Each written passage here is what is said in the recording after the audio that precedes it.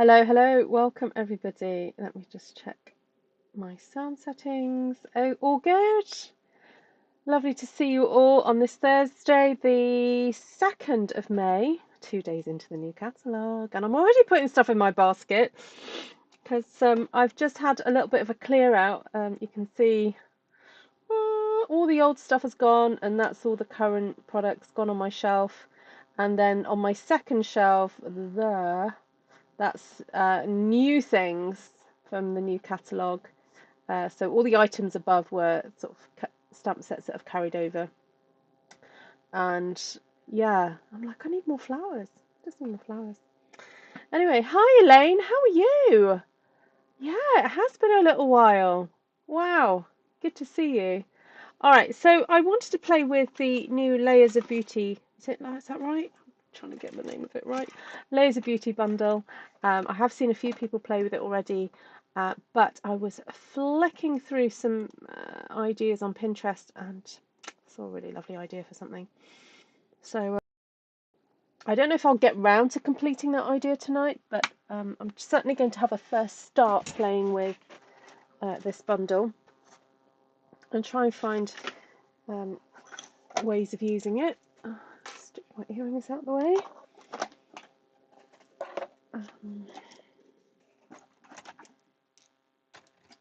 So one of the lovely things about it is that you have these beautiful masks that make it very easy to colour in the floral design. And someone was saying, oh, who was it? Suzanne was asking the other day about colouring in, easy ways to colour in, and this is definitely a really easy way to do that. I'm doing well. You've been working on a cross-stitch project. Oh, fantastic. Hi Heather, hi Lisa, hi Shaz, hi Christine, Deb, Elaine, Judy, Sheila, hello. Good to see you all.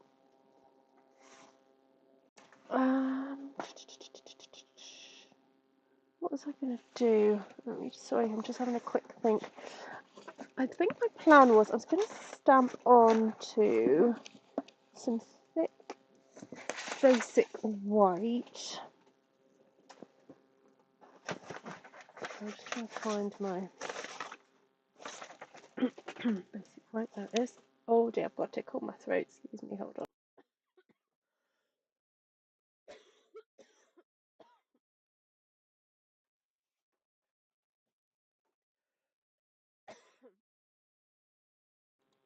Okay, that's better. I think it's gone. But now I'm feeling a sneeze coming. Oh my word.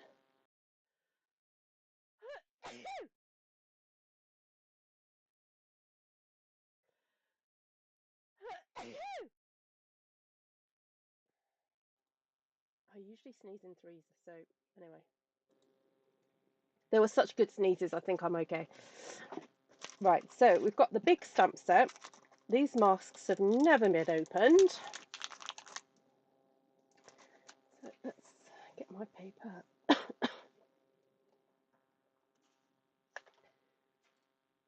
No, no. There we go. No, it was right, Ruth. Why did you move it? There we go. All right, so super easy to use because Stampin' Up basically, they make it so easy. All the masks have got numbers. You've got 1, 2, 3, 4, 5, and you basically use it in that order. And also you've got these helpful notches to remind you of your positioning. And then there are some beautiful dies that go with it as well. Let's stick those at the side for a moment. I don't actually need those. And I think my plan is to actually just colour and then cut out because I've got a little idea. I have a little idea. But I don't want to stamp in black. I think I'm actually going to stamp in Smoky Slate. I'm going to kind of keep the line art quite simple here. Probably could do with having a mat. So let's see. I can grab one of those. Yeah, I've been going through some of my retiring stuff, and there's just some things I can't part with yet, like, what's it called? Artistically inked and various other things. It's so weird. I think for me, these stamp sets become such a huge part of my life because I use them so regularly, and then to take them off my shelf because I need to make space for new things. I don't like a sudden goodbye. I need to just sort of say goodbye slowly. So I was chatting to my sister earlier, the one that's not a Stampin' Up demonstrator, but does have some Stampin' Up stuff. And I was going, oh, do you want any of these? And then she said, oh, I'm more into the dies. I was like, okay. So I said, well, if I give you the flower shop dies on, like long-term loan, I know you've got them, and if I want to have them back, I can have them back. And then I was chatting to another friend today, and she was asking about a certain stamp set, and I said, well, you can have it on long-term loan in case I want it back. So. Hi, Karen. You used your bundle this week, and you love how quick it is to colour using the masks. Oh, good.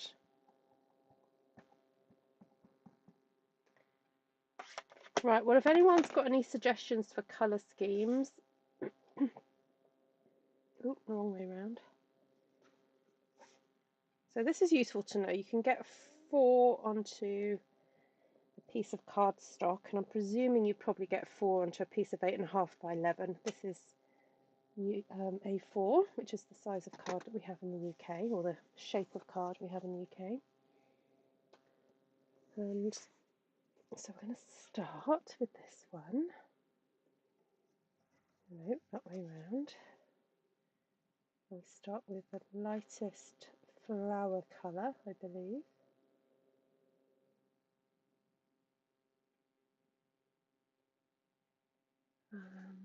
Oh, I fancy a pink. Bit of pink.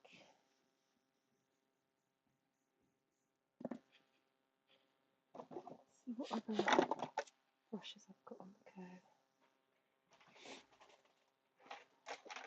Let's start with a little bit of bubble bath.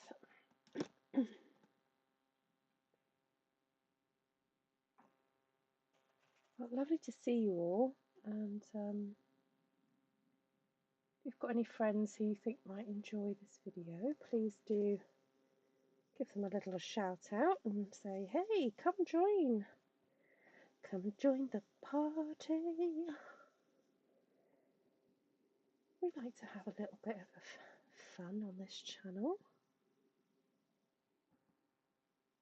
Now, I guess the nice thing about applying ink is that, a bit like the Stampin' blends, the more you use the brush there and rub it in, the darker it becomes. So I've deliberately made those little daisies a bit darker and left the roses a bit lighter there. See, but you can actually see there's quite a bit of difference there. So, right, so there we go. Apply that onto there. Maybe this time I'll do it the opposite way round. I'll go for the darker roses and sort of lighter.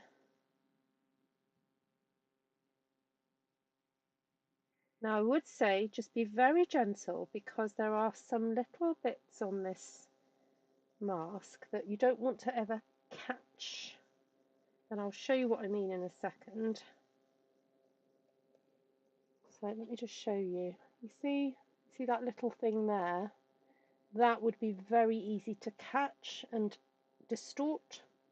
So just be just be aware that it's there. And just go easy when you approach that section so as not to, distort it. I mean, I think the masks are fairly inexpensive if you ever did need to replace them. But, We'd all rather be buying new designs than replacing old. So just be mindful. Oh, Shaz, sorry to hear about your mouse. Oh, that's horrible.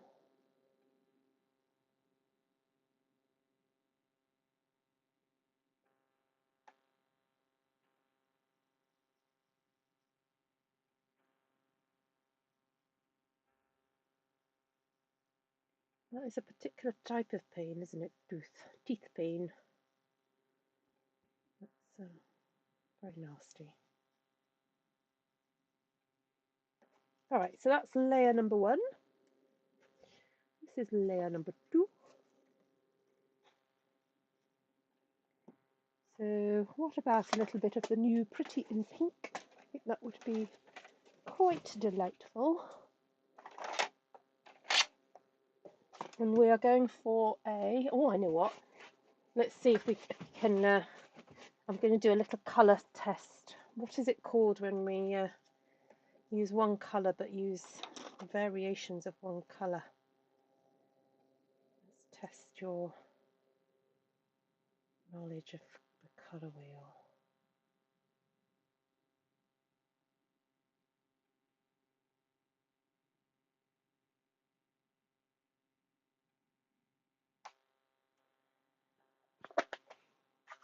Good morning, Margaret. What's happened to Lisa?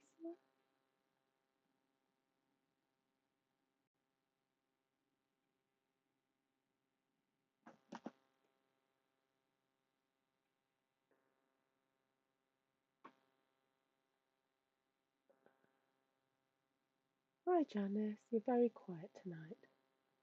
Oh. You're quiet or the live is quiet? The live is quite quiet. There's only 25 people watching. You know, life gets busy.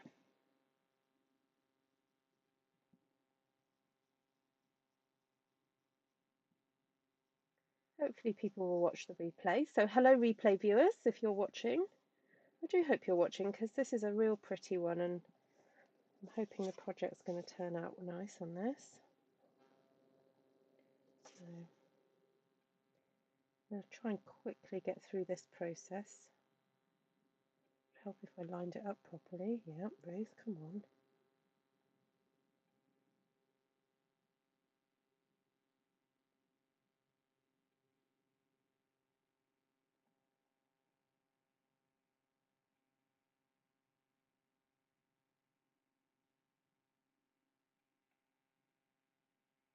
There we go.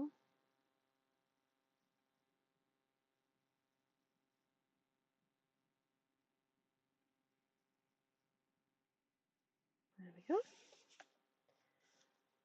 Let's swivel that to there. What can we talk about while I'm doing this process? It's a little bit tedious, isn't it, for you to watch? I mean, it's quite fun to do, because it's very kind of relaxing, and the sound of the brush is very soothing for me.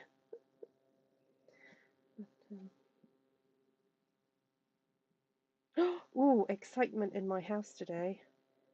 My coffee grinder machine arrived. So I had my first coffee from using some coffee beans I purchased yesterday.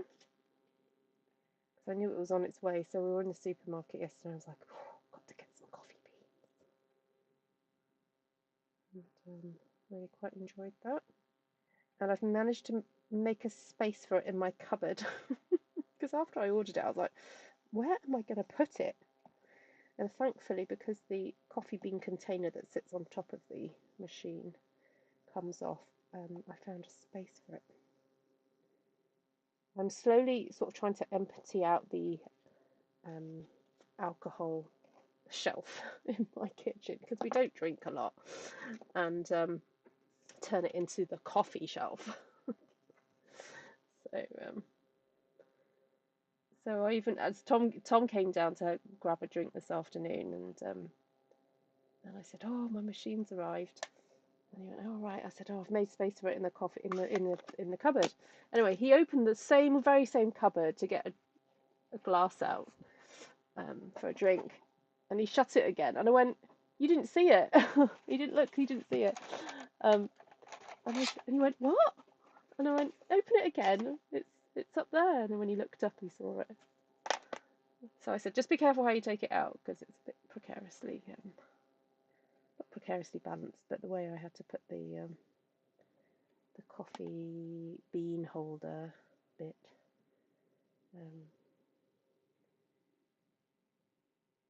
Sort of tucked in. Right, I've chosen to do yellow.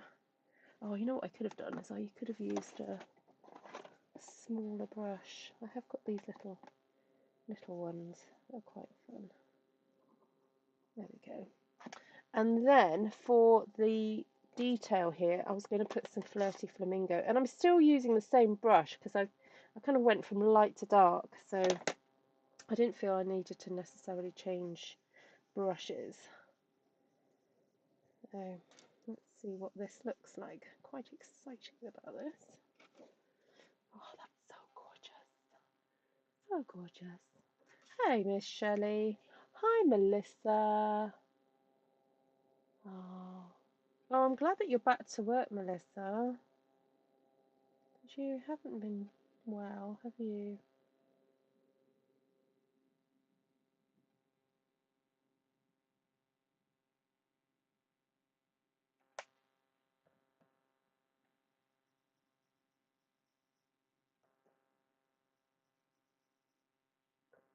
Who else has come in? Hi, Janine.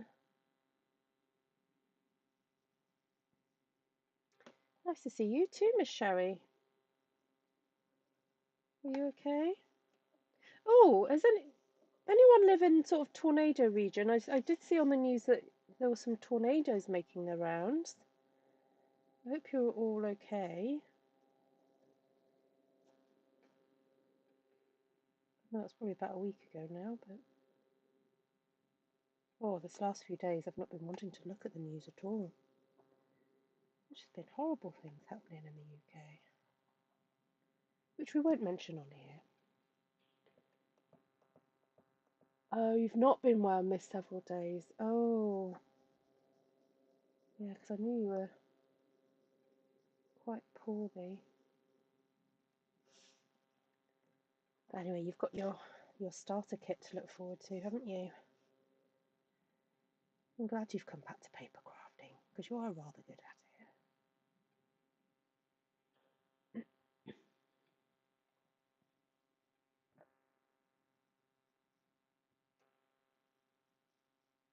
I've written my notes for the Memories and More class tomorrow. So I think I've got it clear in my head, the process that you guys are going to go through tomorrow. That's good. Oh, that's so nice. Oh my word. So nice. Okay, only two more to go. Two more to go. Thank you for your patience. Alright, I'm afraid I just want to go zingy with this.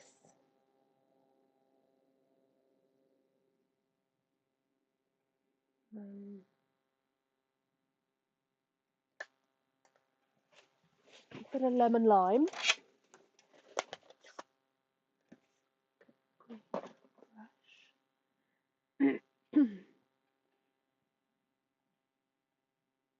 Yeah, Shaz, yeah, absolutely. Which colour rose? I used Bubble Bath, Pretty in Pink, and Flirty.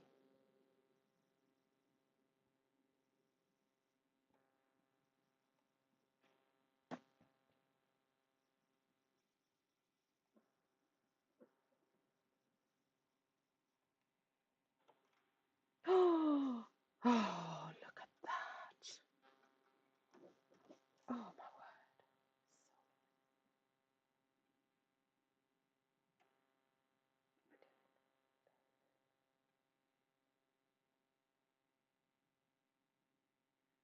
word. I think Stampin' Up have absolutely knocked it out of the park, as they say in America, with this whole suite. It's just gorgeous. And I know that, you know, when the designers who are designing all this current catalogue, I know that they had no idea what was going to be happening, you know, in the future with the whole close to my heart situation. But I just think the products that the makers from Close to My Heart, those ones who have signed up with Stampin' Up, have kind of come in, you know, been introduced to. I just think this was, you know, one of the nicest catalogues, or some of the nicest products that they could use for, particularly if they're into scrapbooking. I mean, those papers with the wood grain, just brilliant. And then all the ephemera packs and things. It was just amazing timing, really. That was kind of unforeseen.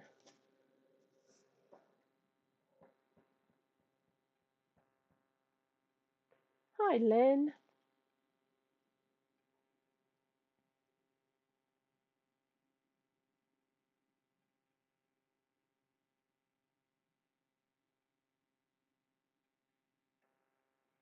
So nearly finished this phase. I think what I'm going to do is be a little daring, because typically I pair Granny Apple Green with Lemon Lime Twist. But what I'm thinking of doing is actually adding a bit of Summer Splash to this, to give it a little bit of depth.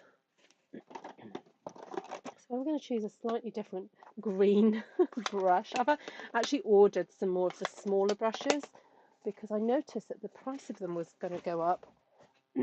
So I managed to order a couple of packs before, at the end of April. Good night, Heather. Okay, catch up soon. All right, so we're on to the last one. Just little hints here and there, and I know this ink pad is going to be quite juicy, so I'm tapping some of that off. Move those out of the way. Alright, so this is like the final little bit of a highlight, really. And I guess it's up to you how much you want to put on there.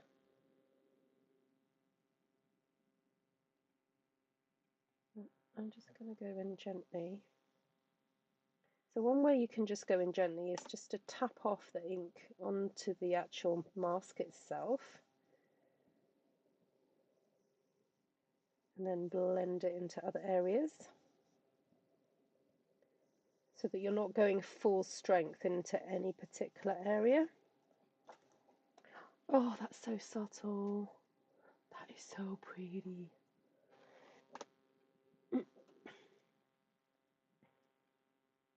Good morning, Miss Vicky. Thank you for that little reminder. If you're thinking of signing up, or if you're wanting to save a bit of money on your orders,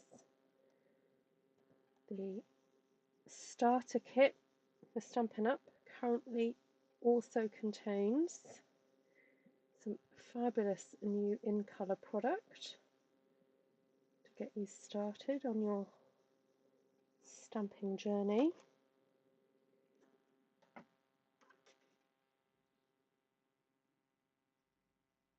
Nope. There we go. I'm sort of getting faster at this. Okay. Let's see what it's like if we do go a bit darker in some areas.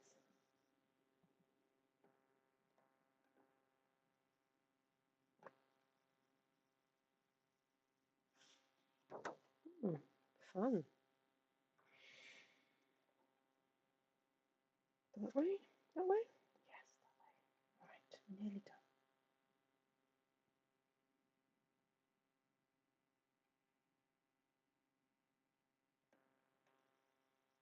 And I've got so much ink left actually on the mask. Can you see all that green that I didn't even need to re-ink my brush. I'm just using all that colour and swiping that on. Ah, lovely. So how long did that take? So that took about, take away my 5 minutes of waffle at the beginning of this video. That took about 20 minutes then to do 4 images, which I don't think is too bad at all. And now what I'm going to do is split this up so that I can easily then cut this in my die cutting machine.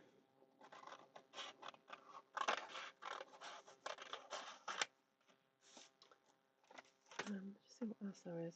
No, there's nothing else that I actually want to cut out. So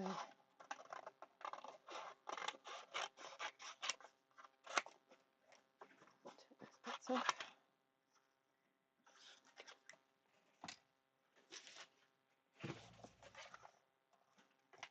Right, so let's take a closer look at these dies for a second then, because there are several.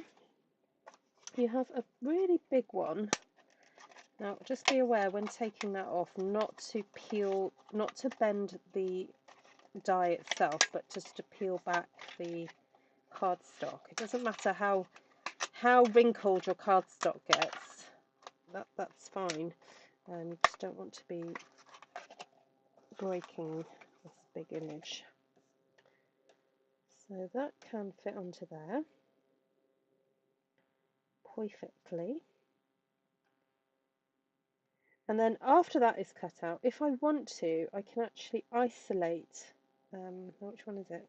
That one? I could isolate that one if I wanted to. Or actually, it's probably best to cut that one out first.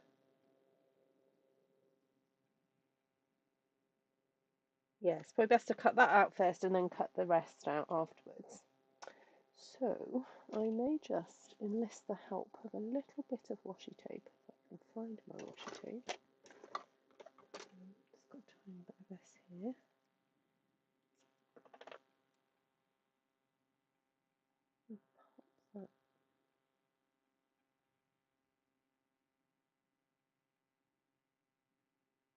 Pop that on there, like so.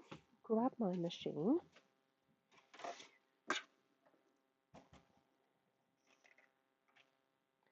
Take you guys up a little bit. Good morning, Anne. Hello, Nessa. Oh, no, there we go.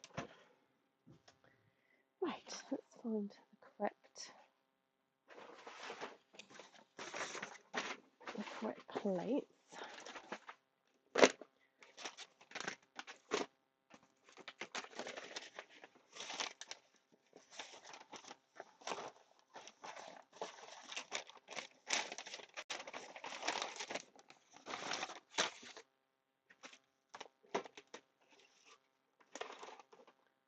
Right, which ones do we need? 1, 2, 3, and 3.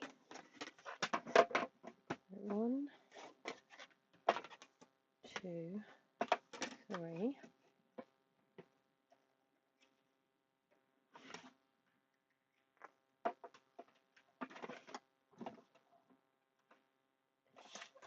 Roll that through. See what happens.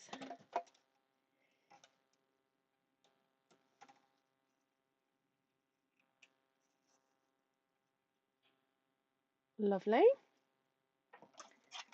And then get the big one.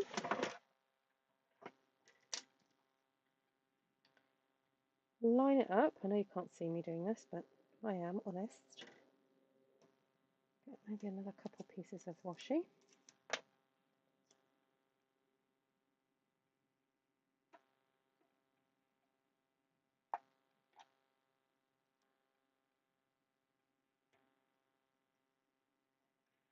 And stick that through. Oh, gone in a bit of an angle.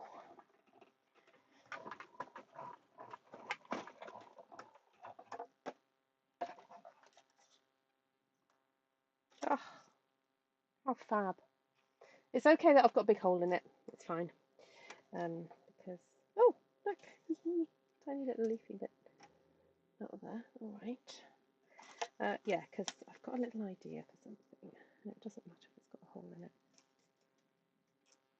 Oh, come on, Washi, if you come.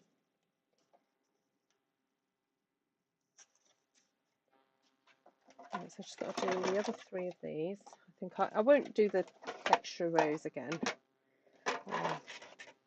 I just wanted to sort of test it out to see what it was like, really. Just to know that it can be done. Oh, I've got now to line it up now. So who's already got this bundle then? I think Shaz ordered this, didn't you, Shaz? Great for decoupage and layering. Yes. Yes. What did you stamp with? Hello, Louise. Lovely to see you. What?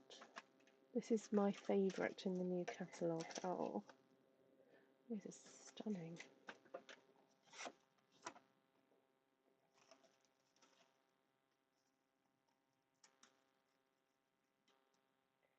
Right, I'll set this one up in front of you. So take your time when you're lining up. These dies, the edge of the metal goes to the edge of the design.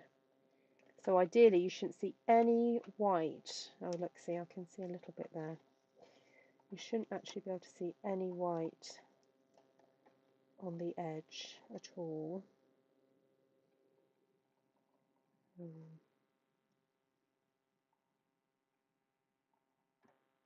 Yeah. Good.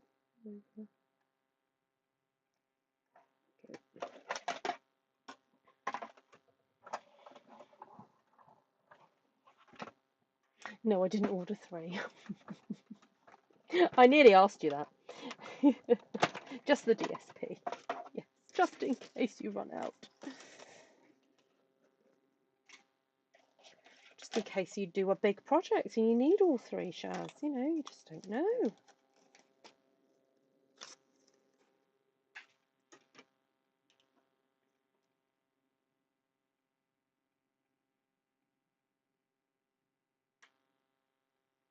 This is definitely a real-time video, everybody.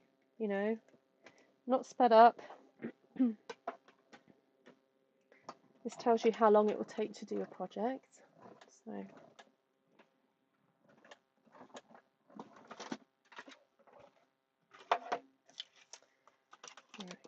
So while I'm here with the die cutting machine, I'm just going to have a quick look at the other dies that are available here. We do have some really nice leaves and little labels.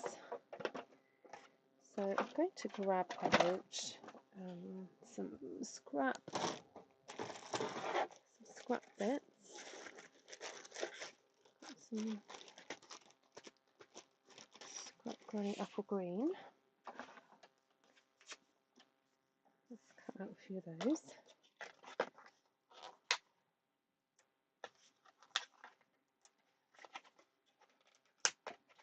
Do all those in one go. And then there's the cutest little label here. Now all these other pieces do cut items from the that whole little bouquet. Let's have a look.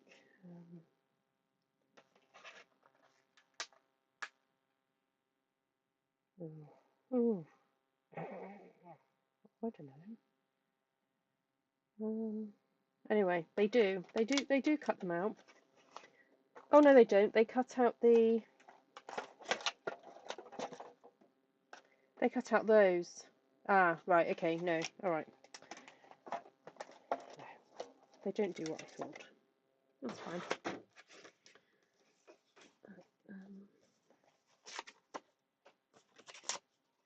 Well, I can. I will just cut out some of these little tags because those are totally adorable. Move that over.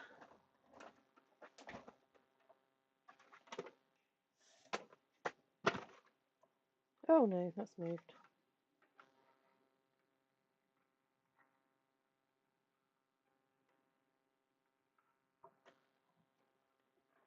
What's fallen on the floor? Oh gosh, that's okay.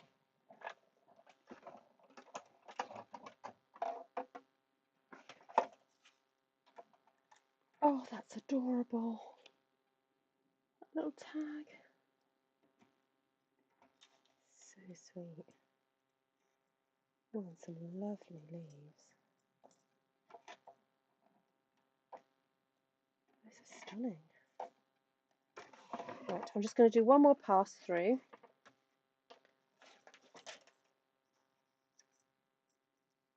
I just need to poke out. Is there one still? Yeah, there's one still stuck in there. One in there. Oh no, there's not one in there, that's just the bits.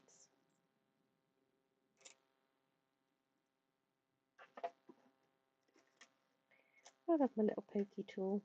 So useful.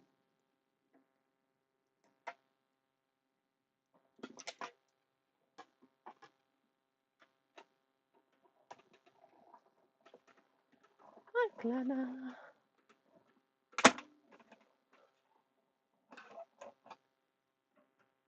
Oh, that's good to hear, Louise. Yeah, I know things have been tricky.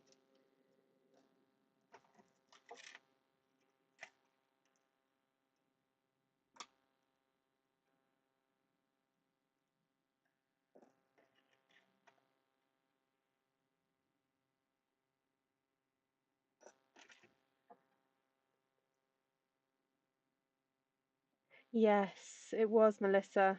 Yeah, I'm glad you saw it. Yeah, so this set, or the stamp set, had input from Shelley Godby, who's the $1 million sales achiever. Yeah, and there's a lovely story behind it. So if you want to go watch her video on that, that'd be go and show her some love and how much you appreciate the stamp set, because it is really gorgeous. Right, I'm just going to pop these all back in their packaging, because I know I'm probably going to lose you at some point, because you are tiny, tiny.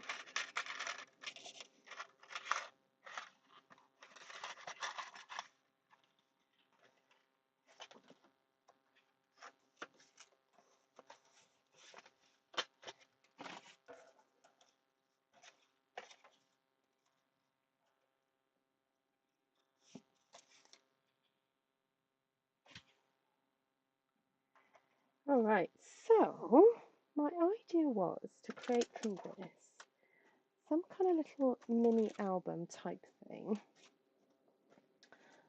But I was inspired by a little book that I saw on Pinterest that somebody had made. And what they had done was each of the pages was kind of like staggered in size, and they'd stuck elements to the top of the page so that when the book was completely closed and you had all the leaves, it just had all these kind of like layers of flowers and things. And I was thinking it'd be really nice to do that with this. So I've just got to have a little think in my head how I'm going to achieve that. Okay,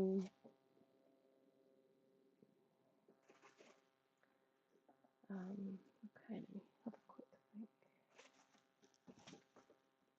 So if I take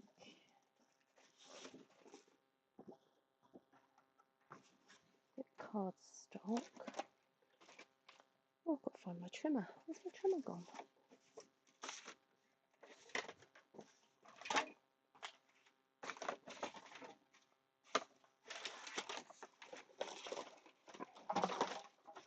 Oh, there it is.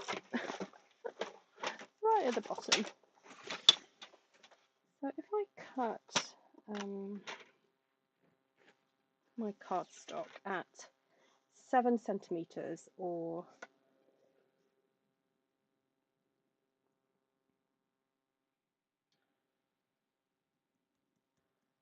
hold on, yeah, 7 centimeters or 2 3/4 inches. So this is fine for whatever size paper your country produces. So 7 or 2 3/4. So in the UK, 7 times 7 is 20. Sorry, all around the world, 7 times 3 is 21. but that is the width of our cardstock, so we are able to get 3 columns. Then what I want to do then is cut. I'm going to cut. No, I'm not. I'm going to score it.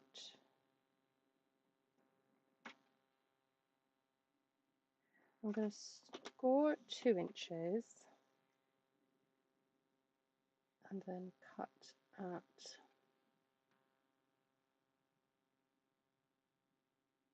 2 1/8. Is that enough for me? Let's see if that's enough. Okay. Next time we're going to do that slightly differently.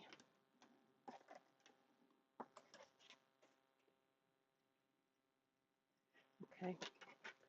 Then, oh, should we do 2.5 score? This time I'm going to do my fold,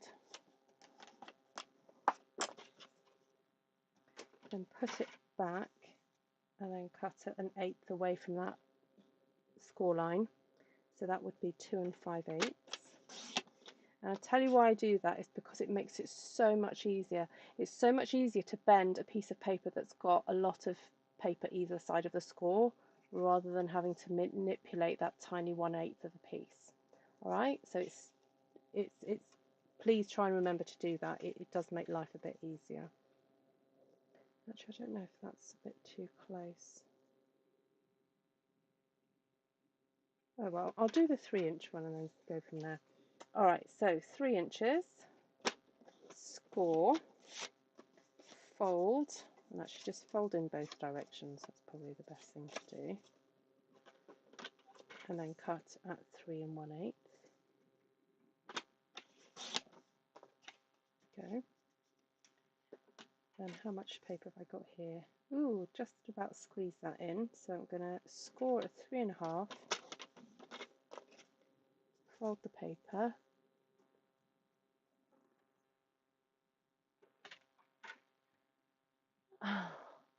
Shall I start getting into reading audibles? Start a new industry, new job. I do actually have a friend who he's an actor in the UK, and he was nominated for the Audible or book reading books, or book readers. There's a yearly award ceremony, and he got nominated in various categories for his reading of various audiobooks this year. I don't know if the results have come out. I'm sure I would have seen it because he would have put it on his Facebook. But yeah, so I know somebody who is in that industry. I guess I could just ask him how he got into it. Right, so I'll do the next one at 4 inches. And then score, fold backwards and forwards, and cut at 4 1/8. And the next one at 4.5. And again, fold backwards and forwards. So you're cutting right above the score line. I'm scoring 1/8 away from the score line. My sister is blind and she reads the audibles. Oh, so how does she read them out? How does she read? Does she read Braille?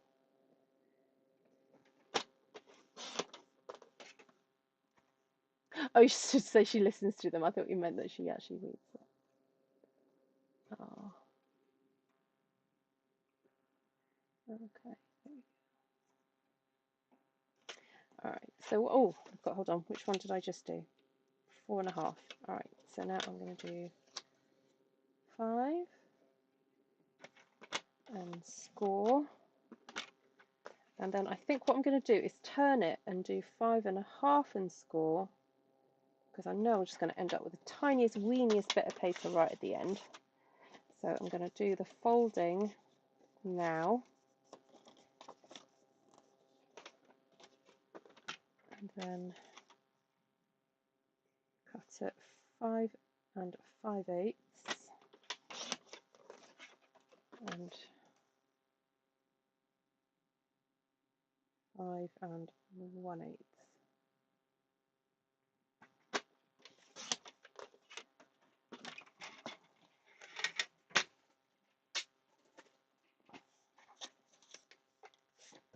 Now maybe I should have done stamped some designs on this first, but I haven't.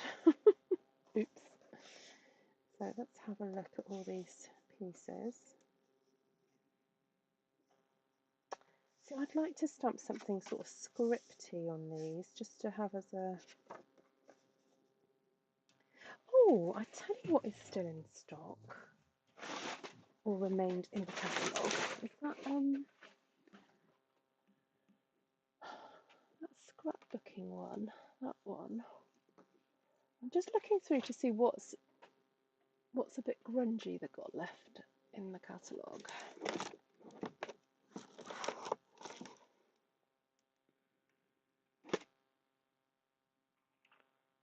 Oh, the textured wood is good, isn't it?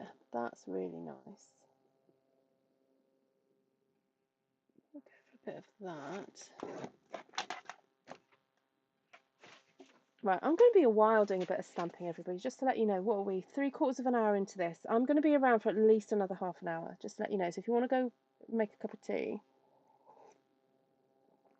and invite a few more people, I'm going to be decorating. I think I'm going to do a start to finish project tonight because I'm so excited about this. Okay, so we've got the Love This Moment stamp set, which I'm pleased has carried over, and the Textured Timber, which is an online exclusive. So for those of you who tend to just look at your catalogues, please can I encourage you to go to the Stampin' Up website and look at their online exclusives, because there are some gorgeous things on there. Now, I have noticed that the I might go for that one. The basic beige cardstock is out of stock in the UK, Europe, but don't worry, it will come back into stock. I think us demonstrators have just done such a great job explaining, or showing rather, how good it is, and it's just been super popular. And I think also with Very Vanilla Thick not being available anymore, it might have just kind of replaced it. So there we go. Right, let's add some design then to these. And I'm going to line these up in together so that I can do one lot of stamping. Do that. Okay, move that on.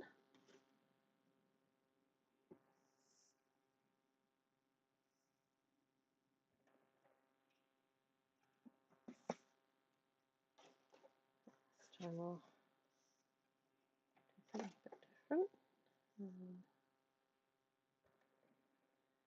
Oh, no, that isn't different at all. Ruth. I'm going to do something on the other side.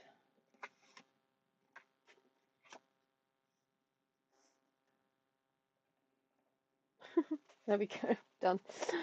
And let's stick that there for a sec. What about using, I was going to use some of that, but I was going to maybe do some lines.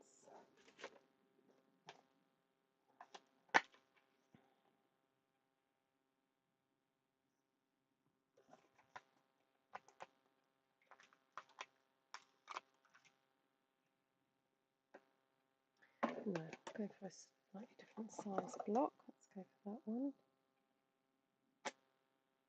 This looks like I didn't clean it very well after the last time I used it. Oh no, I did. It's just dyed. Okay. So just be aware with the photopolymer stamps sometimes. Which is that way around I want it, or do I want it that way around?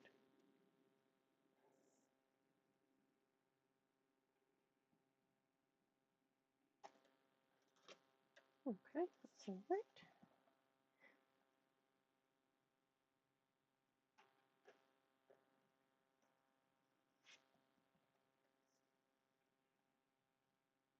So I'm not actually using, I'm just using the lines on their own.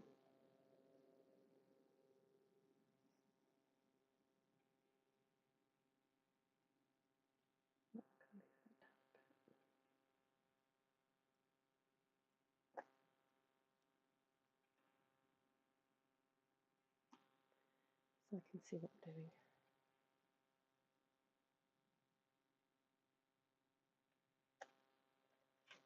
Oh, that's quite fun. You can make your own lined paper.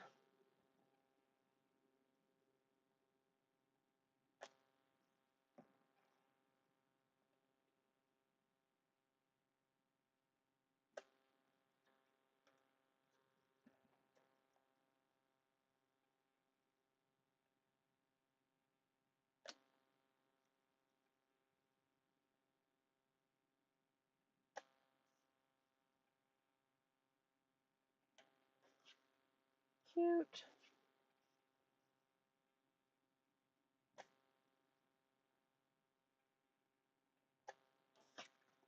Now I'm thinking I may also bring back the florals from that what's it called? Layers of Beauty. Those little florals that I haven't used yet.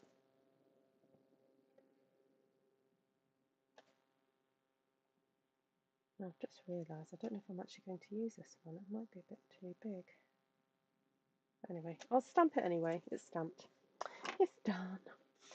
And what about if I stamp, look, some of these cute little flowers. Just add some of those about place. I won't do the other ones.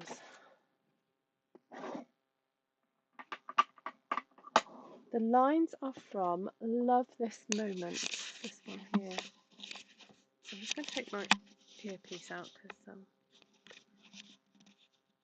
stick it. If I stick it on there, can you hear me fine? I can turn myself up a little bit more. Is that okay? Oh. Hi, Miss Jenka. There we go. That's what it's called.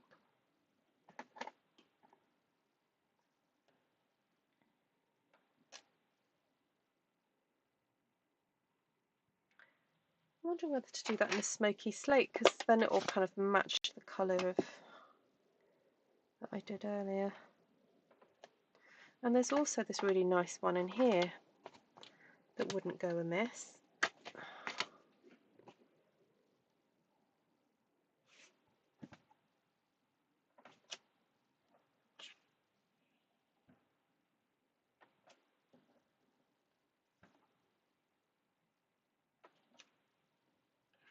Oh, that's cute.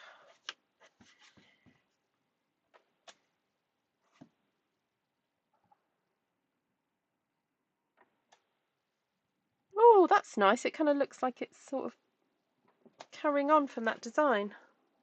That works. Right. So I can get these in a kind of order.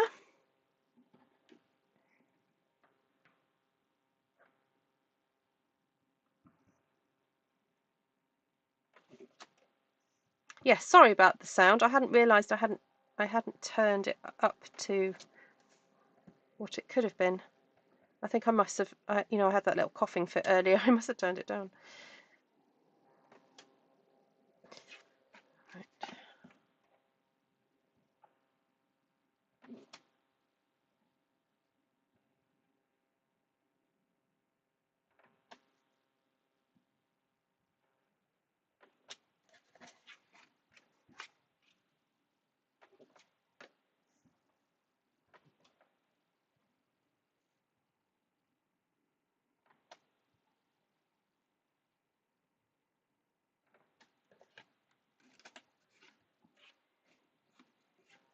I'm wondering if one of these, that first one, if I could fit the word smile across there. I think I might do that.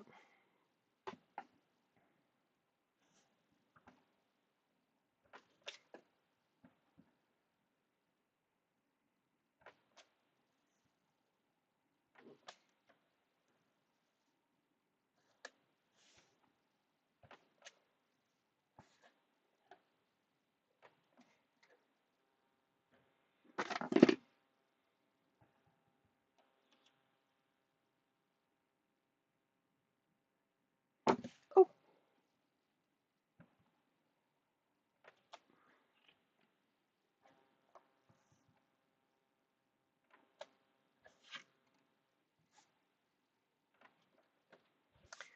right, let's close those up then.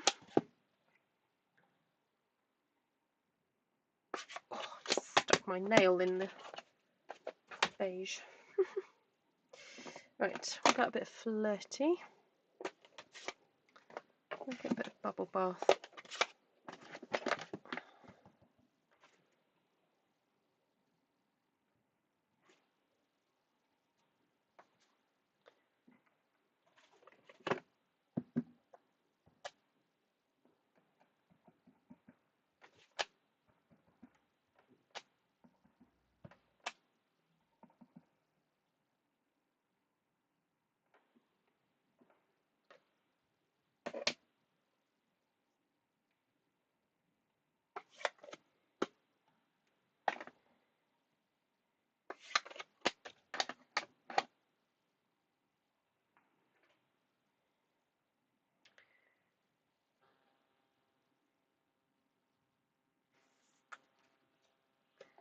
Oh, I see now. I've started with a bit of that bubble bath. I'm like, ooh, a bit more, especially on the flowers.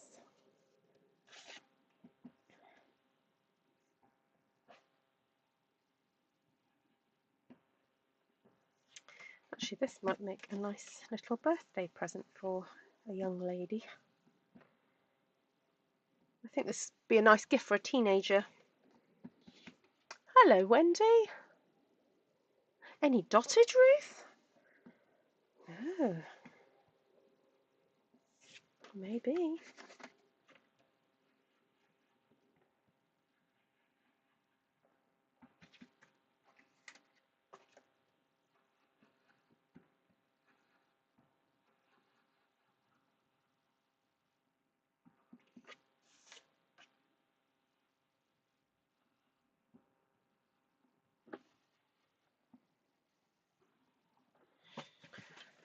Right, so I'll go and find some dottage.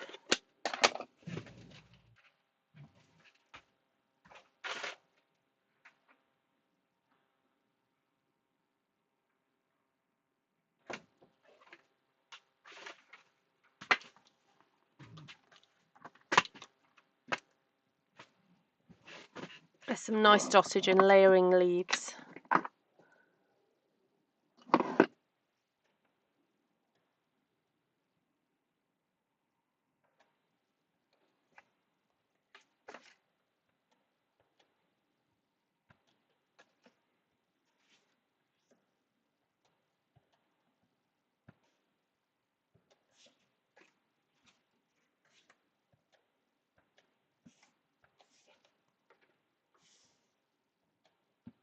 And dottage is just great for filling in gaps.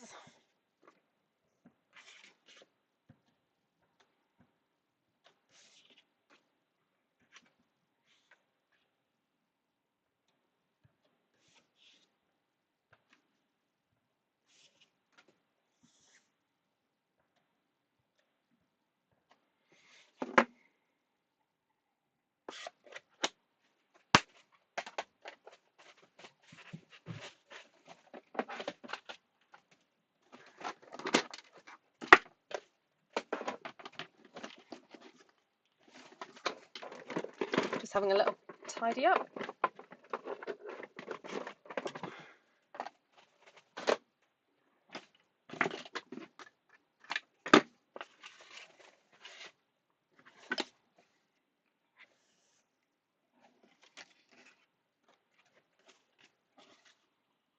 Right, so now what I want to do is line these all up.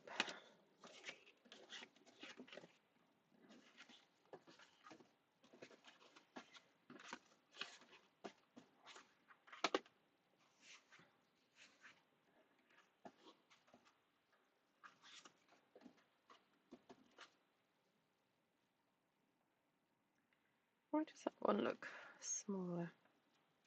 Oh, there we go, that's a bit better. So what I want to do is take elements from the masked flowers that we did earlier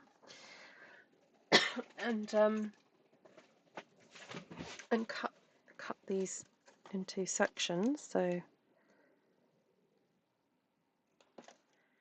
and basically stick them on the top of these.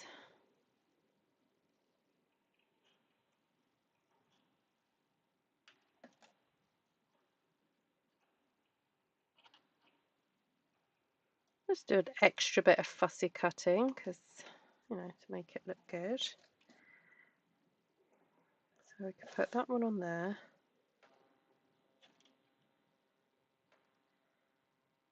That one there.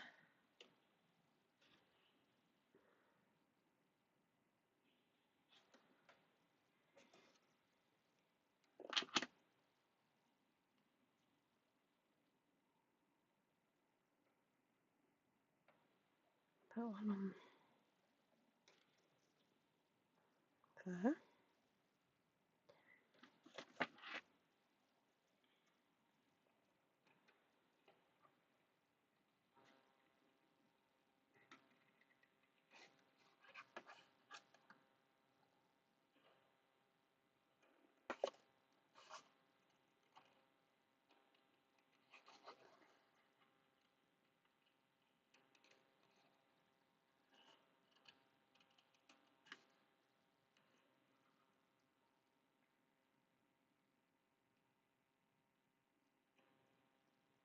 I guess the nice thing about fussy cutting it yourself is that you can choose different elements to cut out at different times.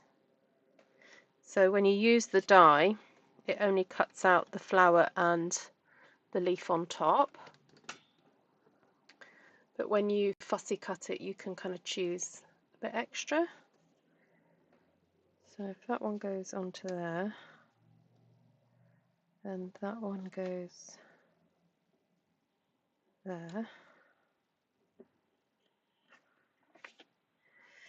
What have I got left?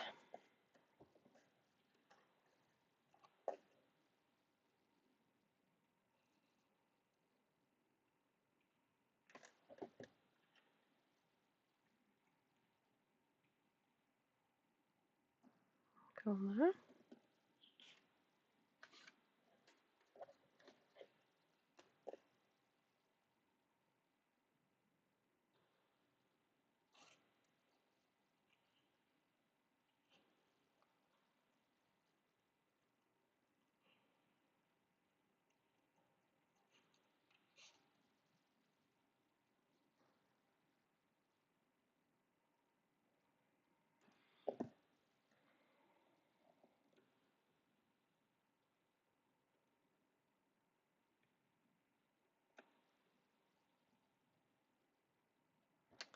Actually, I might just cut that off.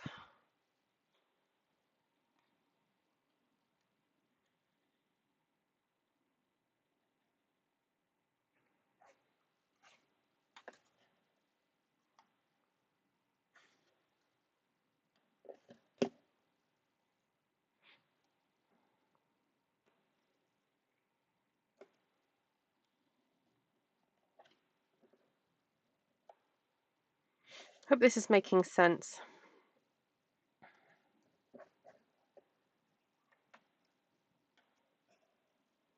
I can always use these little leaf bits to add to something else.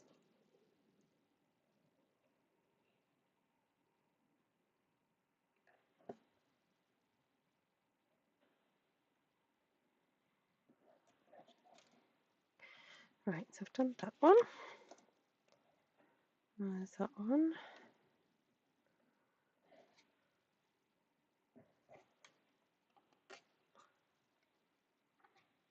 Sorry, I haven't been looking at the comments. That's nice. Love how these little unassuming stamps bring out so much. Yes.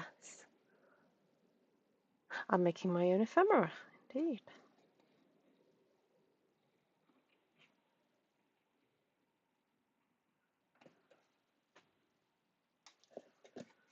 Right.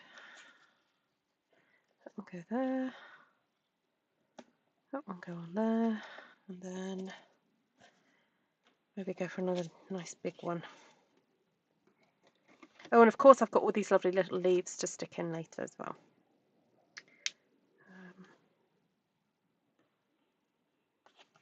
Do a big one.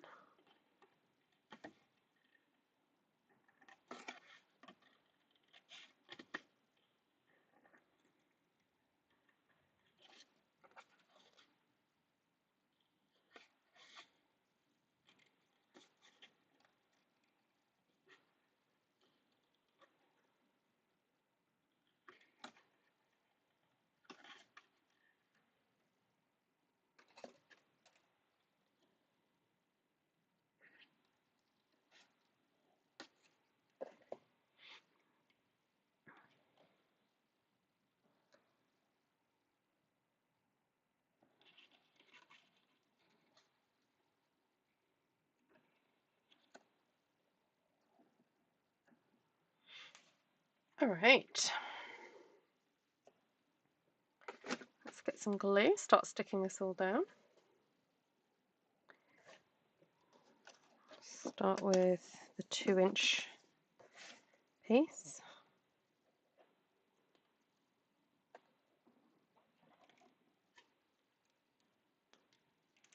Yeah, need to unblock the glue first.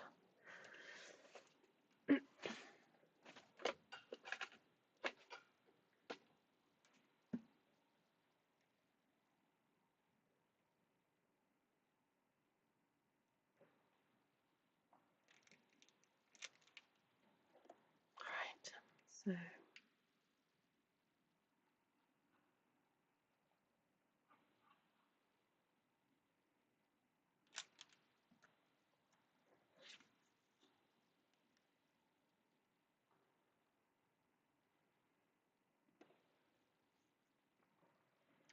that's number 1.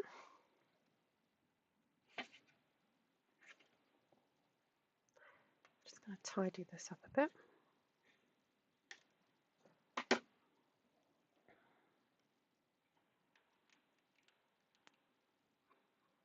I'm really spreading the glue because I don't really want any extra to be squeezing out too much.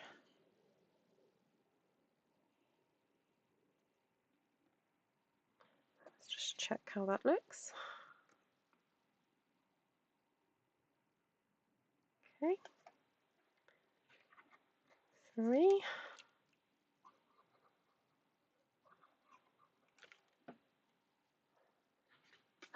Take care. See you, Janine. Looking a little bit shabby chicish. Yes, yes, yes. Was this stamp designed for fussy cutting? Yes and no. It was.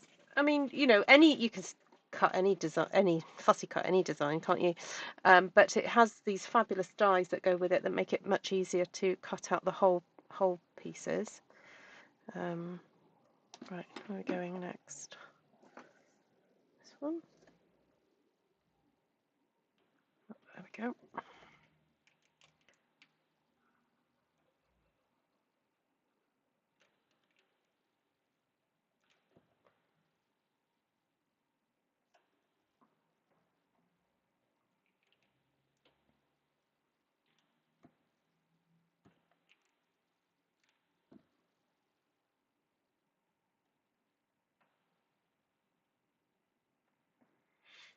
All right, so that'll be on to there.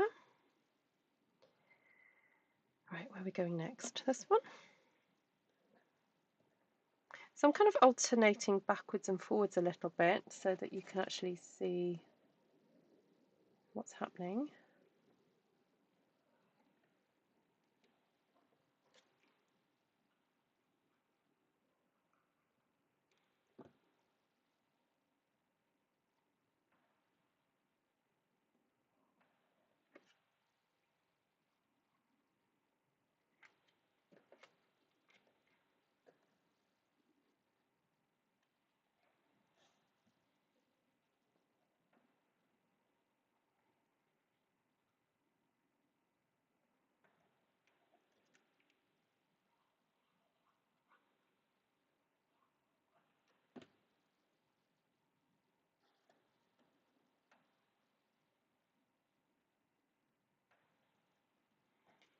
Okay.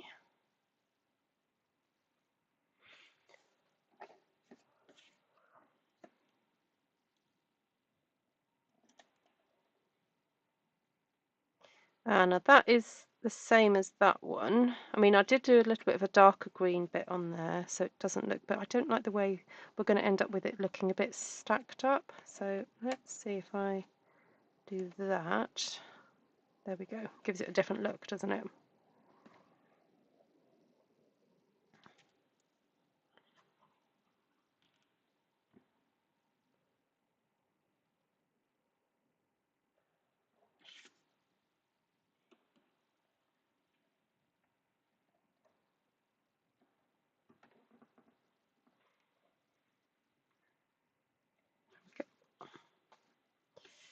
And the last one.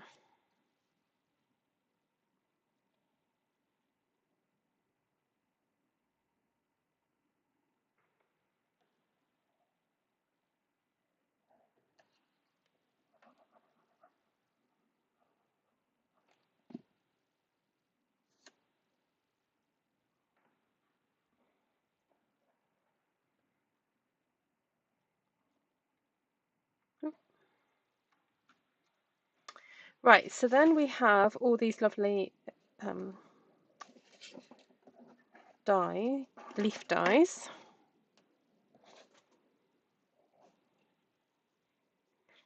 That can be, you know, tucked in.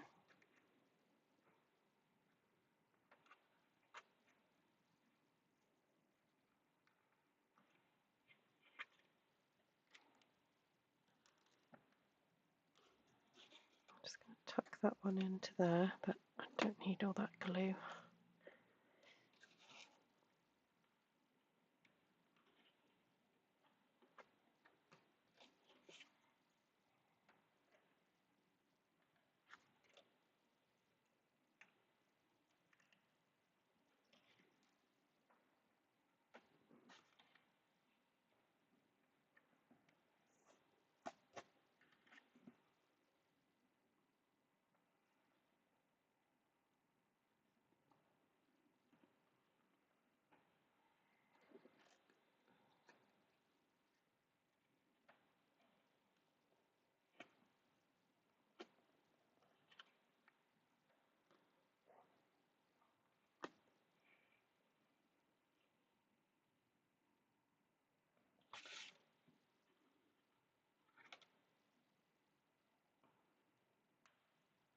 Sorry, I've gone quiet. I'm concentrating so hard on trying to get these in the right places. Do ask questions though if you have any. Oh, relax, Ruth. My shoulders have gone tight.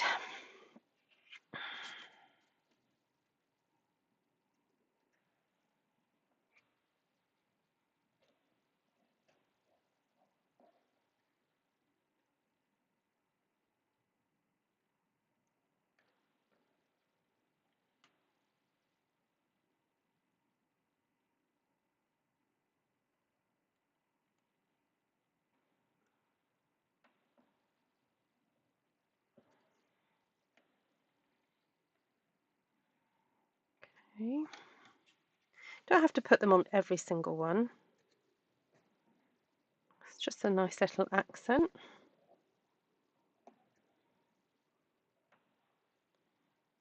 Oops. Pop that there.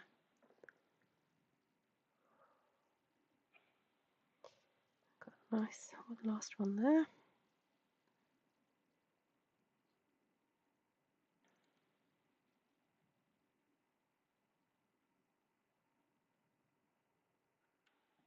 So you can try this with any kind of stamp set really, any floral stamp set, or not necessarily even floral. You could, if you had, you know, like a children's stamp set with, I don't know, trucks or anything like that.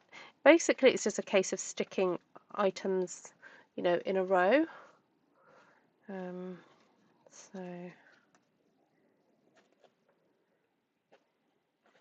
So now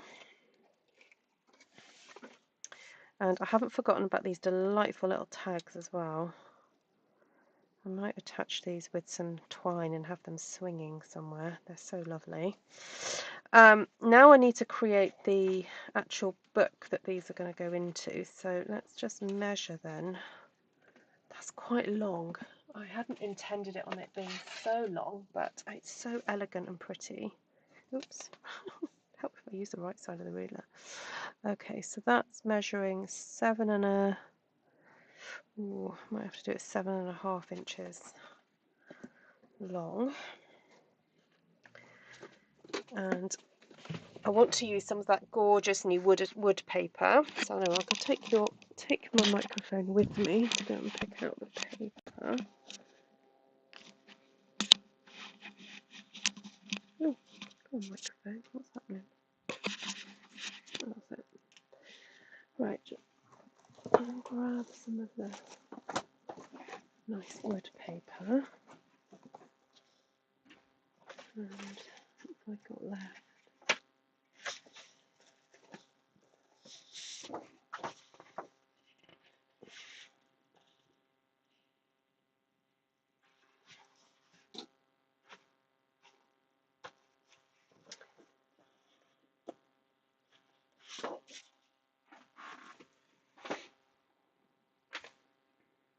So basically I need to have, let me just do some calculations.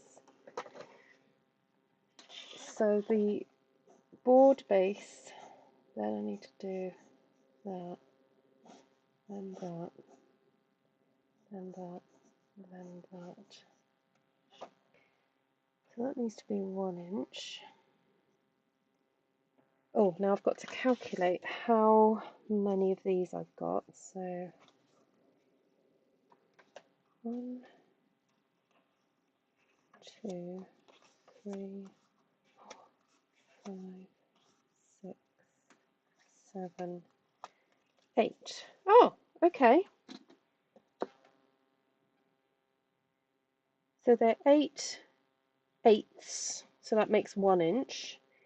So just to be on the cautious side, I'm going to give myself 1¼ inches for the gusset there. And then what did I say? 7¼ to clear that top of that leaf. Maybe 7.5 actually. So we'll go 7.5. So we'll go 7.5. And then the width, let's have a look.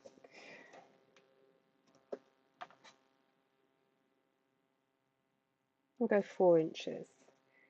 So I could probably get away with 4 and 4, 4, 5. So that measurement being 5 inches. So 7.5 plus 7.5 is 15 inches. Plus 1¼ plus 1¼ that's 2.5. Plus 1. So we've got 1/2 inch there. 5, 6, 7, 8. 18.5 inches wide, plus a bit on the end and the other bit.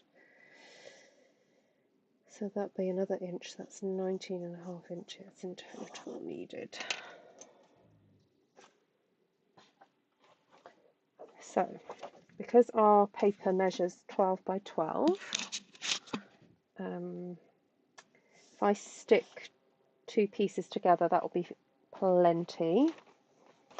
But I don't obviously want to use all of it up on just being covered up later. So I'm actually then going to I'm going to cut at 5 inches.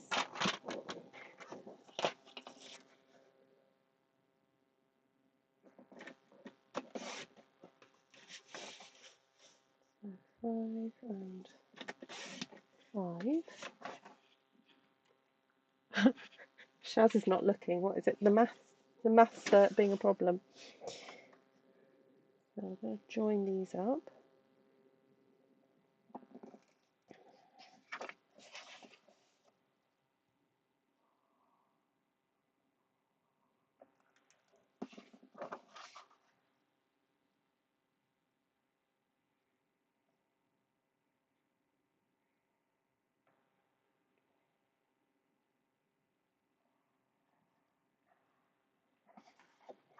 Okay.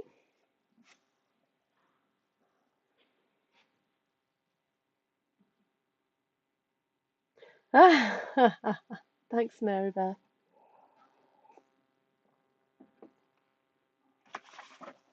Well, I am grateful that my maths brain is starting to kick in a bit more now with all this. All right, now I need to cut myself some grey board.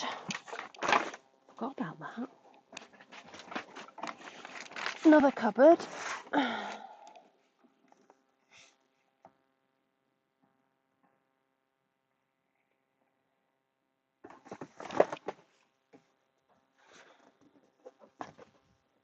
This stuff's pretty thick, but we'll go for it. So, what did I say? 4 inches.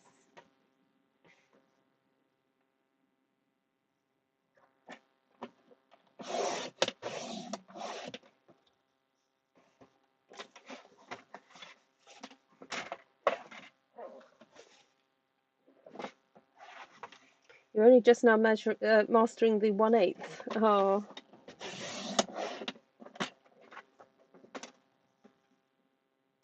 So if you wanted to do this in centimetres, that's 10 centimetres.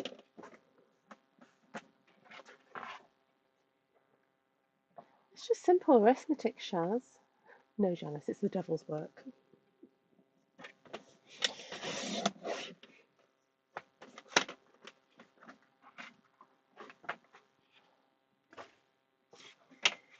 Right, what did I say again? 7 1/4.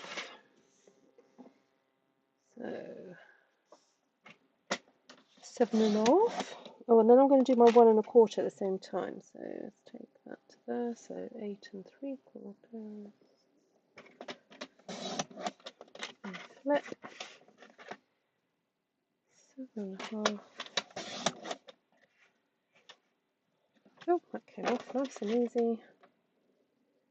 1 1/4. Actually, I need to do the extra 1 inch as well while I'm there. Actually, I might give myself a bit more than that. I might take that to 1 1/2. Yeah.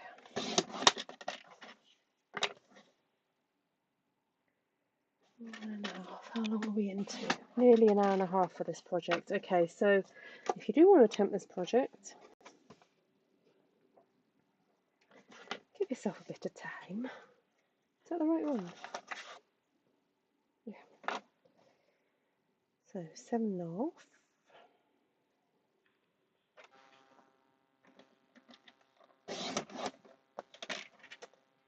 8 3/4.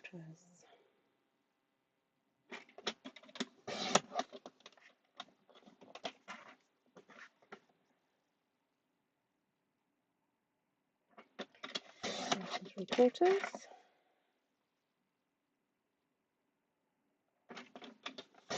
7 1/2.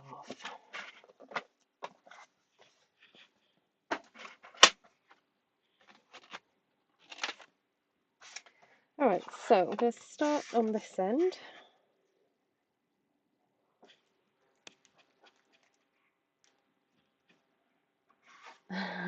Thank you, Maribeth. Next step, 16ths. I know. I think some of the folk who did the Dinky mini album had to master 16ths.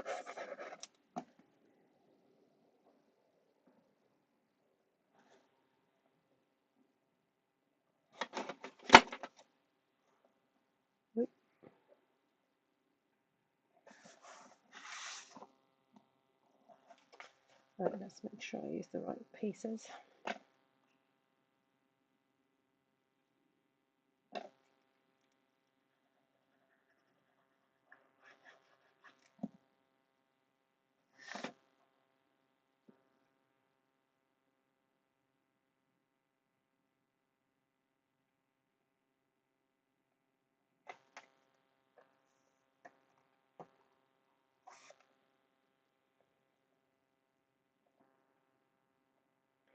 So I'm giving myself quite a bit of a gap because I think this cardstock, this grey board is about 3. Oh no, No, it's 2.5 millimeters. I think it's yeah, 2 point, it's about, let's just check. Oh no, maybe 2 millimeters thick. It's quite thick stuff, so I'm just making sure that I've got enough room for it to fold, because in previous times I've not given it enough and it's split. So just making sure I've got enough room there.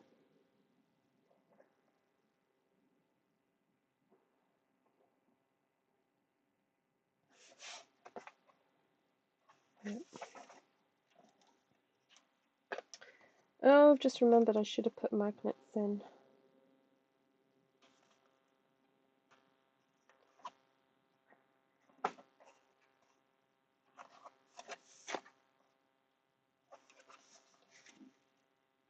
Pull that back a little bit.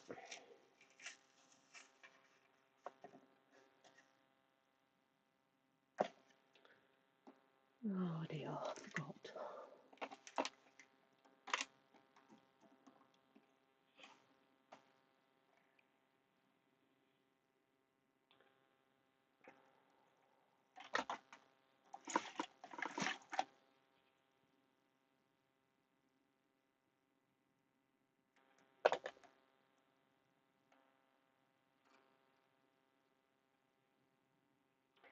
Right, because this, not that one, this one is going to be folded over the top of it.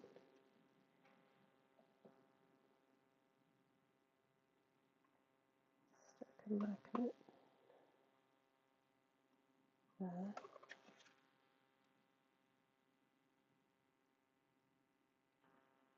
Magnet there.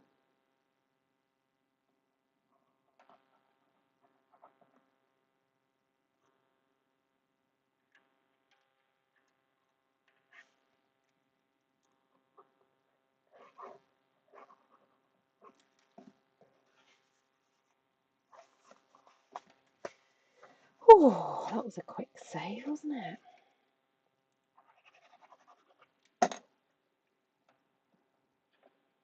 Right, eyeball this just to make sure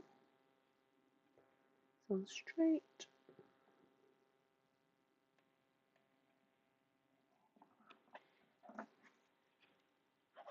Oh, sorry, you're asking about those yellow things. Yes, I got those off Etsy.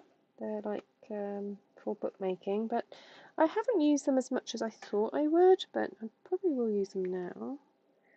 I should probably put a cutting mat underneath because I'm just lazy sometimes to get my cutting mat out. Right, I'm just going to slice off.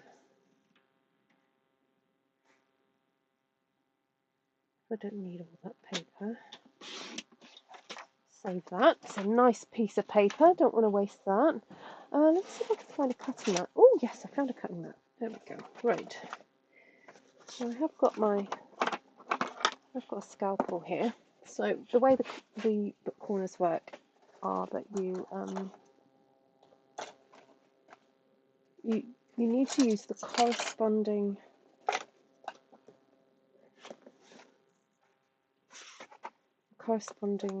thing, the corresponding thickness. Sorry, this is a bit warped because I've used it in my machine. But then you just do that and then it cuts in the right spot. So, do that. There we go. Also protect your fingers.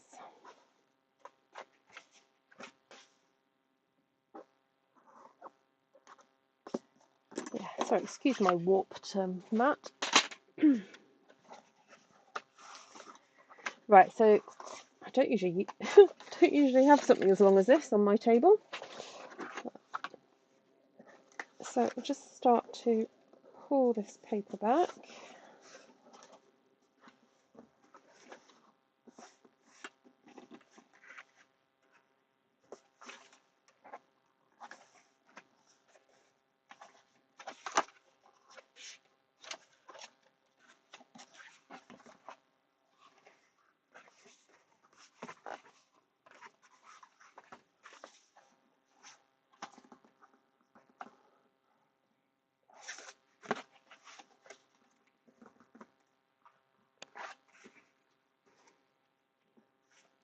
Yeah, I presume that there are folk who are producing them in the States, and the ones I bought were produced in the UK, and they're just what they called 3D printed. So there'll be folks, I think, all around the world who are making them with their 3D printers. So I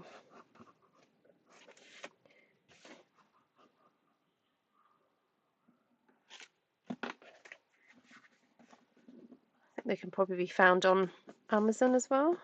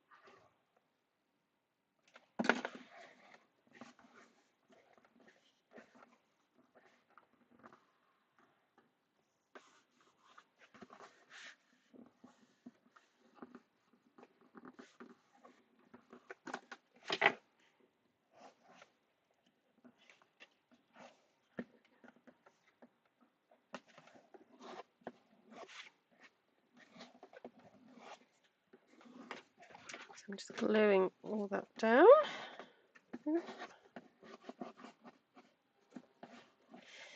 And then I'm just going to use my bone folder just to sort those corners out.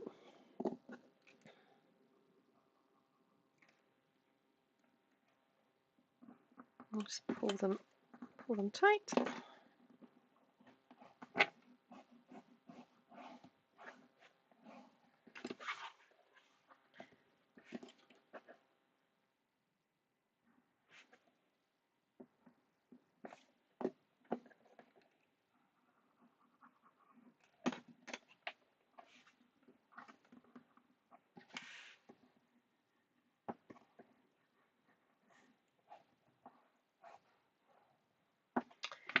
So I'm thinking it would be nice to line this cover with possibly some pink. I'm just folding these very gently, just giving them a little bit of a burnish so that they kind of know what they're meant to do. There we go. So I need to put some magnets on the inside of there.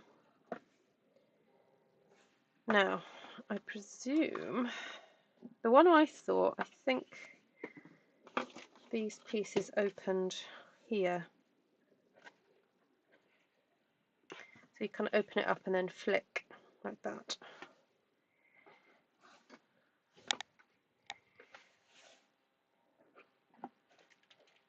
Stick that.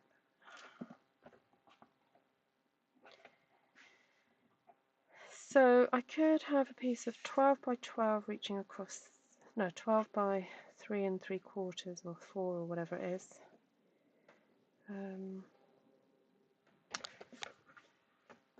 Then actually I might just, no, I should be able to do that. Right, let's get some pink paper.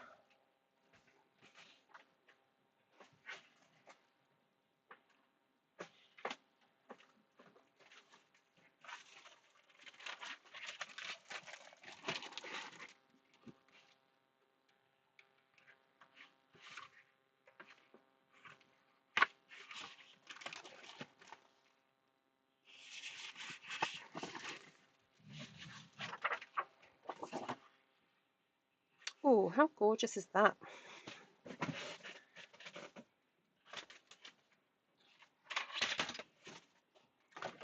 So that was 4 inches. So if I cut this to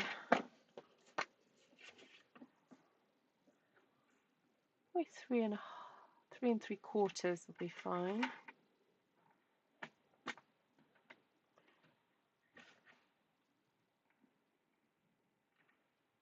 gosh, even 3.5. Oh no, hold on, how wide are these?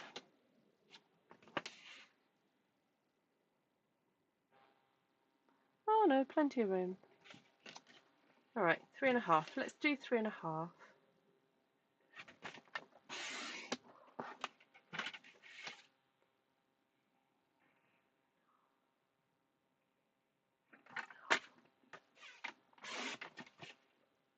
Oh no, that's 2.5.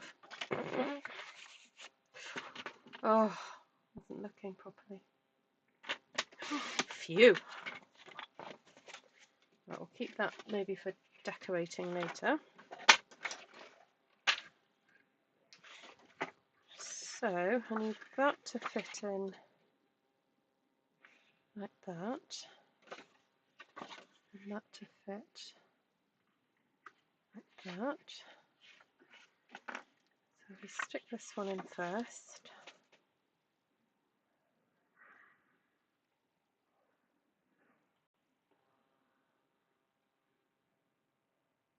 I'm kind of going as close as I dare to the edge with the glue, knowing how much it's going to spread. I think after all these years of using Tombow, I'm kind of got quite a good judge of knowing how far it spreads. So that's why I don't ever really put Tombow right onto the edge of things, because I know it will go.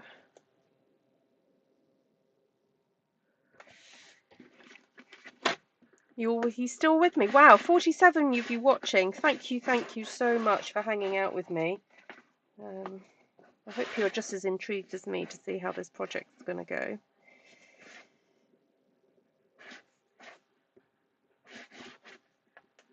Oh no, don't do that yet, Ruth. Wait for it to dry. Honestly, every time I do this, I go, wait for it to dry, and then I just get so impatient. Alright, so here we need to cut that. I'll just have it roll over a tiny bit. So I'm just sticking my nail in.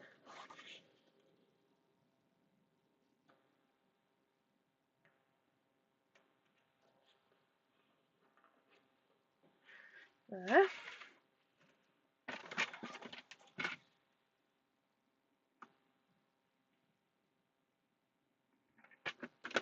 Oh, that was exactly at 5 inches there.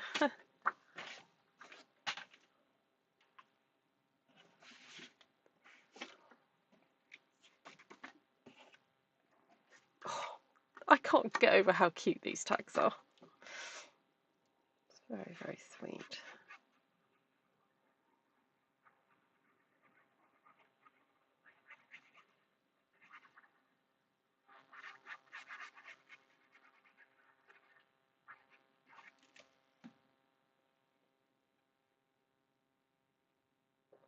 Just going to make sure this is extra stuck down there.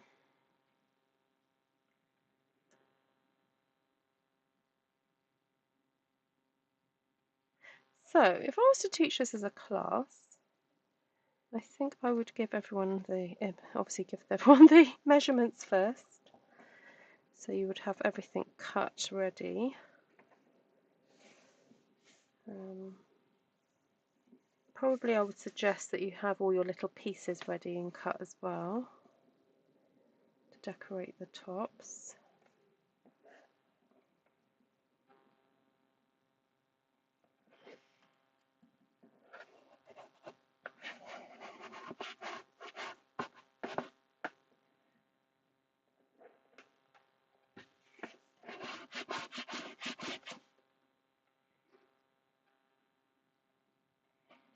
Very gently running my bone folder over the edges. Sorry, not the edges, the gaps between the board. Alright, I'm not going to fold that just yet. I'm just going to let the glue dry. So what we're going to start doing now is gluing the pieces into the centre. Now, I think if I can get my hands on my other glue, I'm just going to cheat by using this glue, because I find this glue slightly more controllable. Tombow does give me the wiggle room, but this one I find a little bit more controllable. No. There we go. So what's going to happen now is that I'm going to be sticking all these elements now into the book. So let's just double check everything is in order. And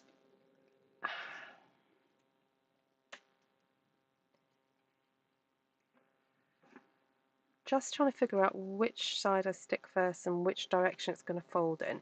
So I'm going to have these little 1/8 panels facing towards me, and then I'm going to stick these in like so, and then keep adding them. And this is the point where I go, I hope I've got my maths right.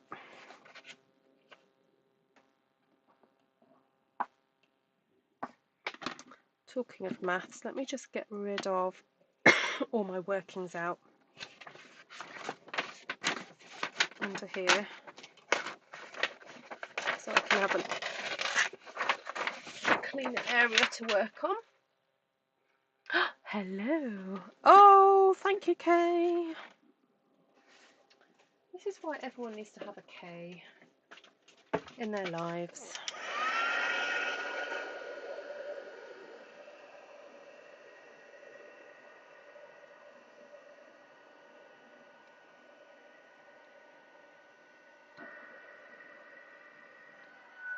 Thank you, Kate. So I do have to fold, right.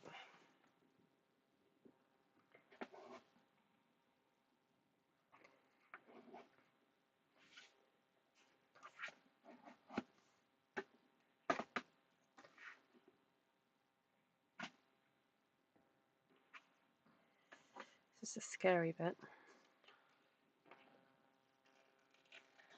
Pull that back.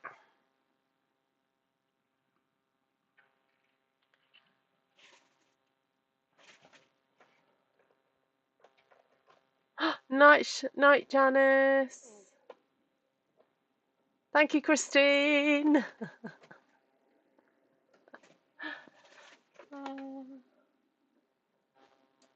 So Christine and Kay were on it. You woke up just in time.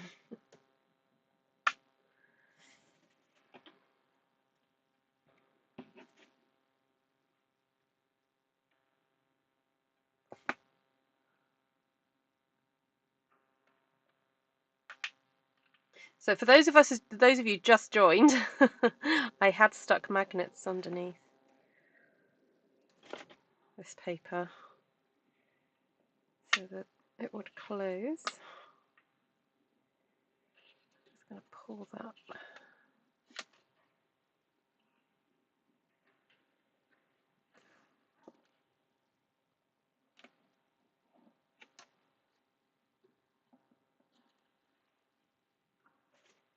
Oh.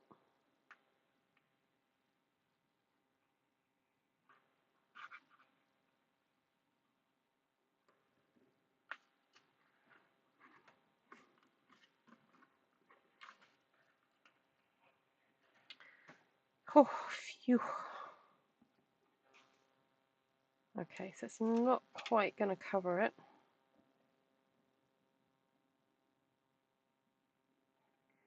That's okay. I have extra.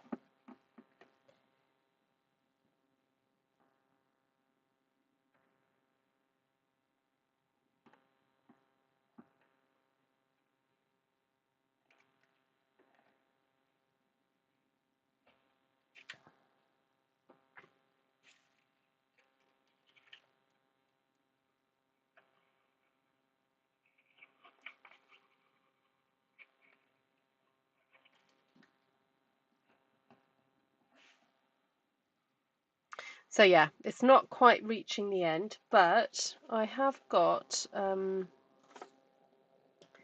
got some of this lovely leftovers, haven't I? So I could always stick some pieces over the top.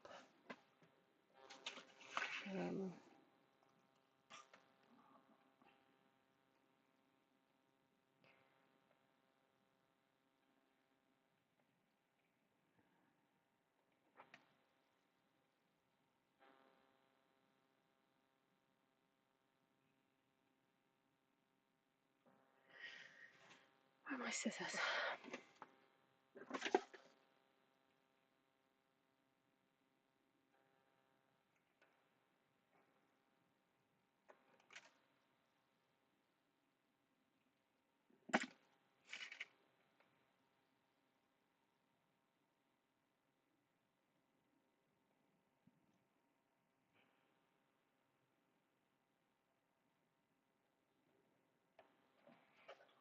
Just going to squidge some of that tape down.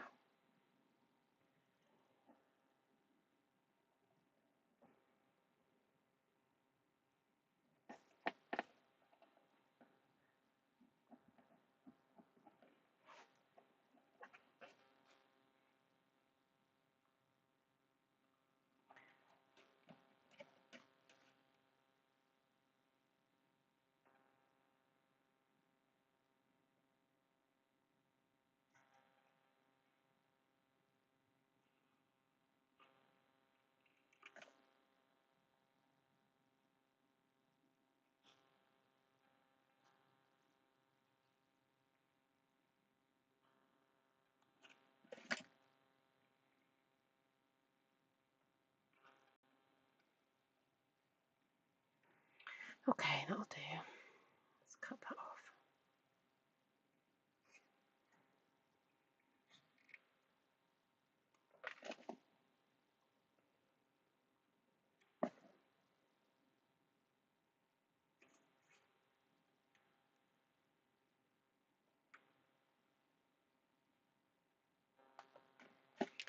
Okay, that'd be nice there.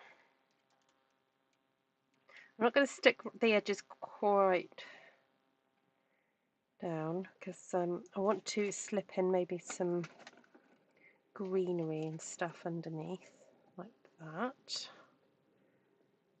That's quite nice. And then I just need something else on that side there. Oh, there we go.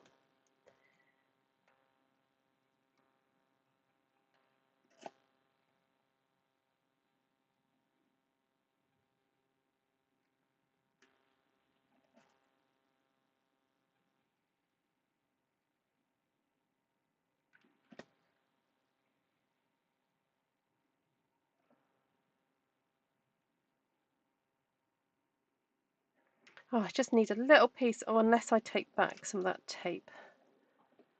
Let's, I can pull some of that out. I've got to make sure that that magnet is really well stuck down. If I stick that leaf over the top of it, it should hold it.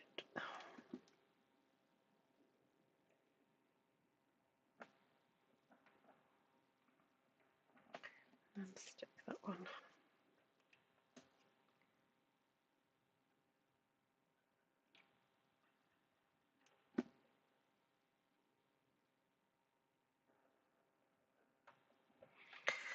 Oh, there we go. That's a fix.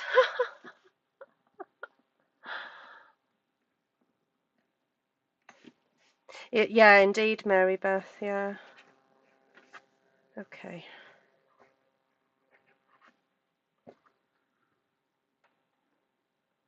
The magnets just about hold it.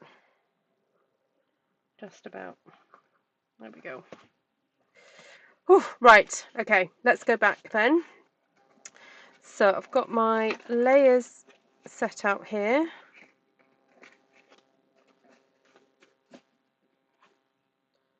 Just check I've got these in the right order.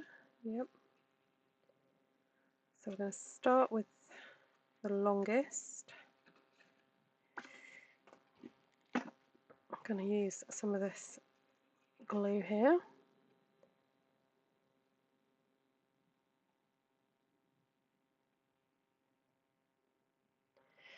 Rather too much on there, but that's okay because I'm going to scrape a bit off.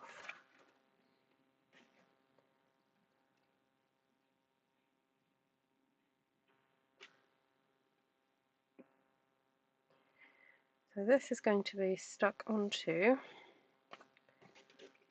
flatten it out a bit. This section here.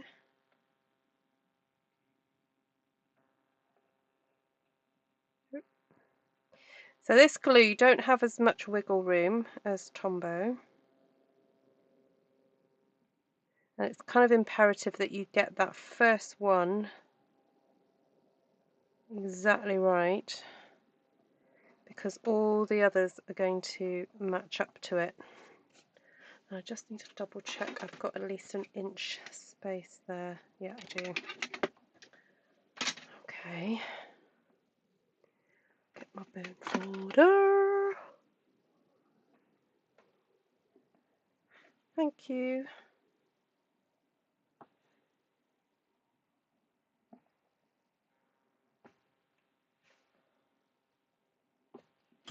Okay. So number 2.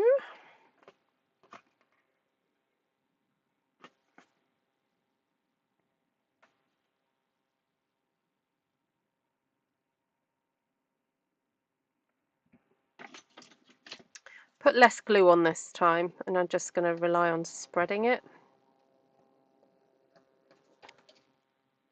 It's important to get a really good thin layer. And so what I'm doing is I'm getting the edge of that now to line up with the one that I've already just put down.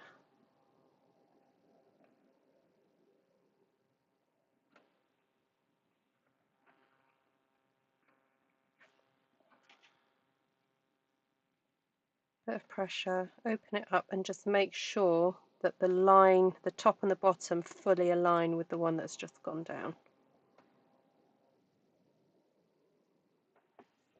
Okay, we're on a roll. You should use your silicone mat. Oh, what, to put my gluey bits onto? Yeah, probably should, Kay, shouldn't I? But you should see the pile of stuff to the right of me. I know my silicone mat's under there somewhere, but...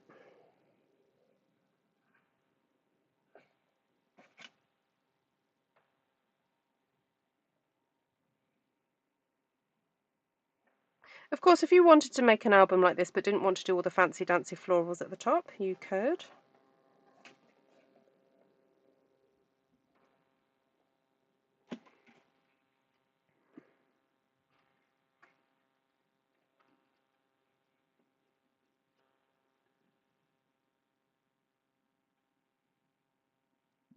Oops.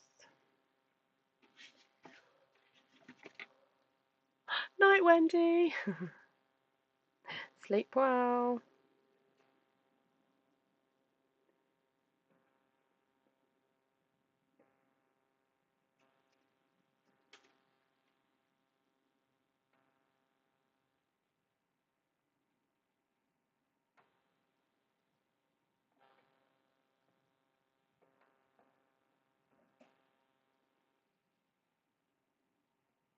Kind of using my bone folder to push it in.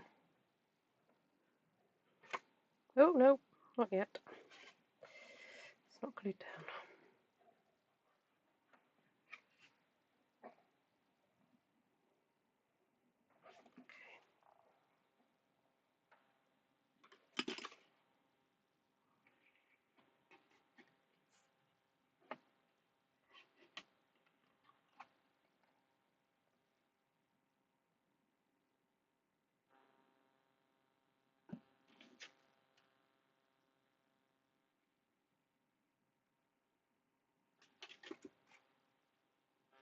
Done it on the wrong side.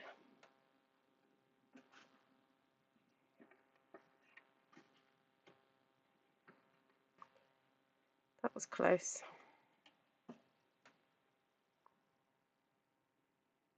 Now, if that had been Tombow, I would have had to have waited for that to dry and got my glue eraser on it before taking off that glue.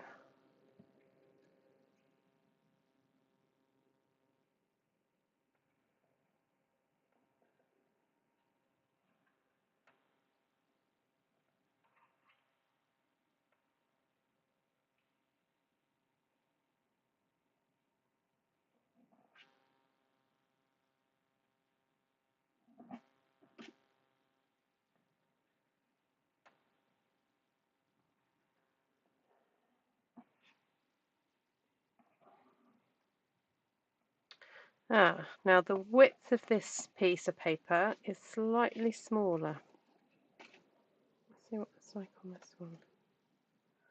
Yeah, I should have double checked before I stuck all my florals down how the sizing was going on the widths, and I can see that this is slightly smaller.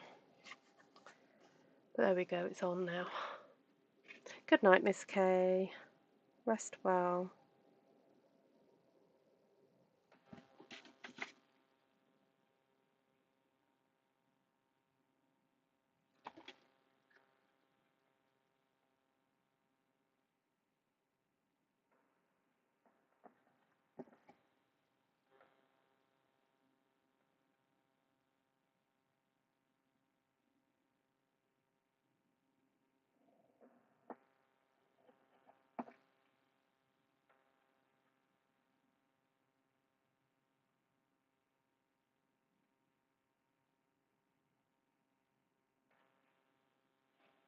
Okay, we're on to the last two.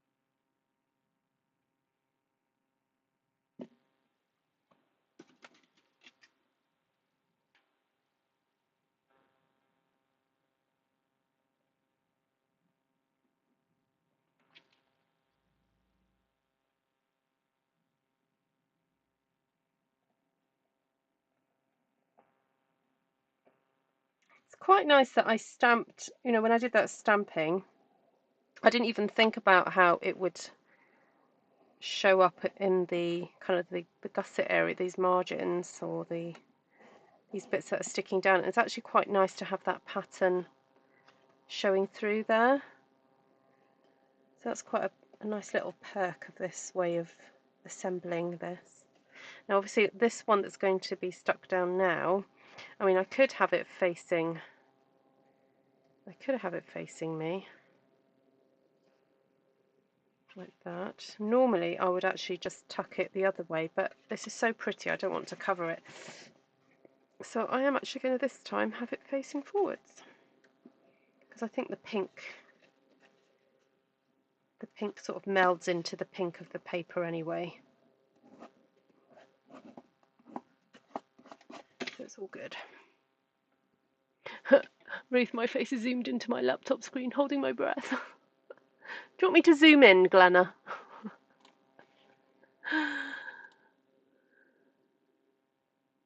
Oh no, that was... There we go. Is that better?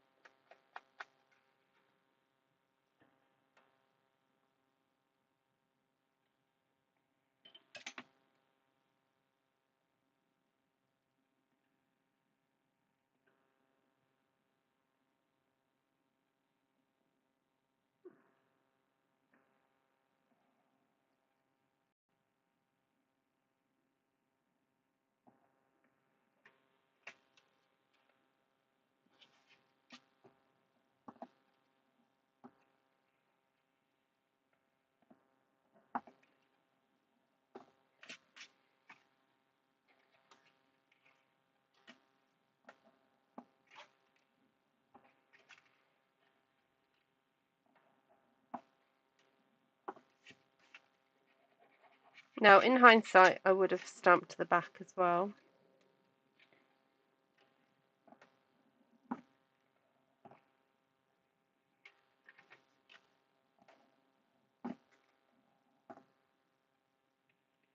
I guess I could still do it.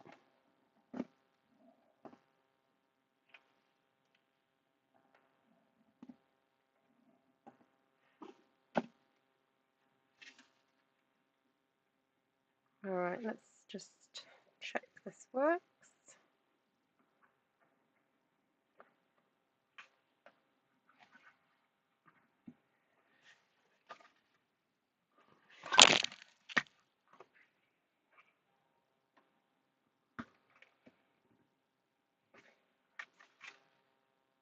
I'm being very careful to, I'm kind of pushing down and round.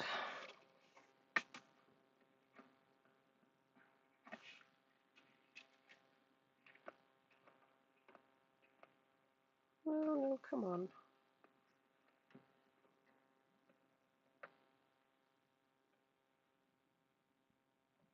It just, it holds for a little bit, so I might have to just put a ribbon round it.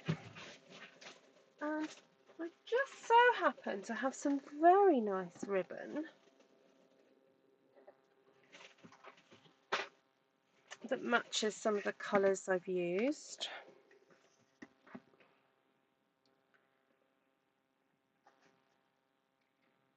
I could put a piece of ribbon there to tie.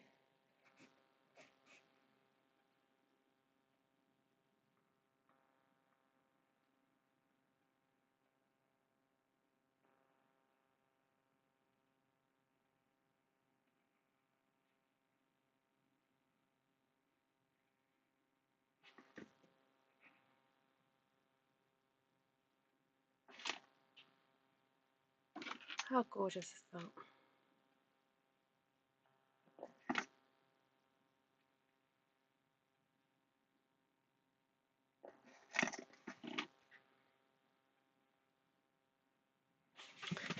So I just need to attach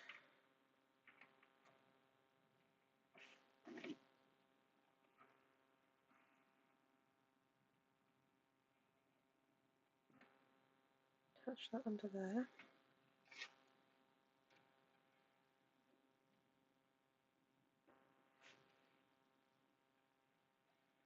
Okay, that's all right. I can do that. Right, let's have a look and see what it looks like. So there we go. You open it, and so you've got that and that.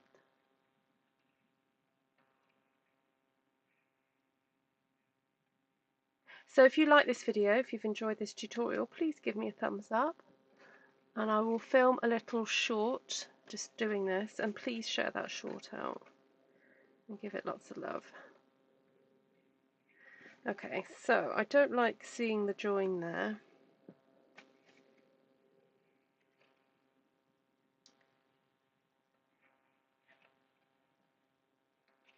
I don't know. Is the join obvious?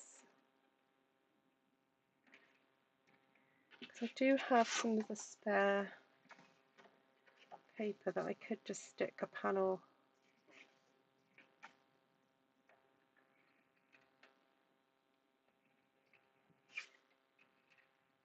Alright, so again, in hindsight, I should have stuck my 12-inch length. I wonder how far that would have stretched.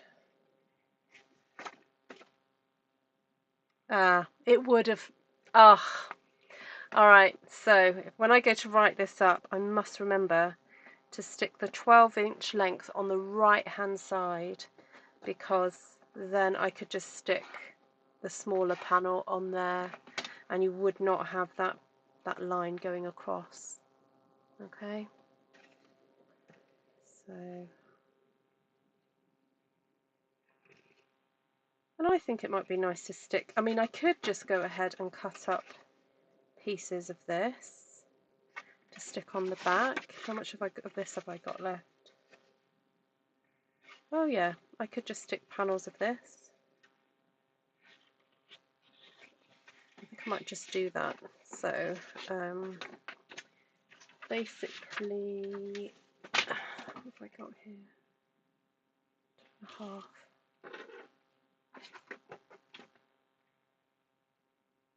2 3/4.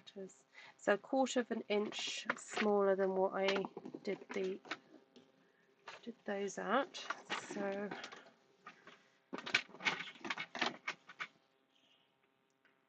So 1 3/4.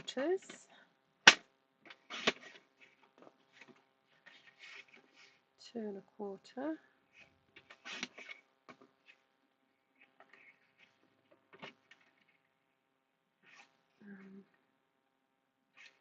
Might just do one of the longer ones now.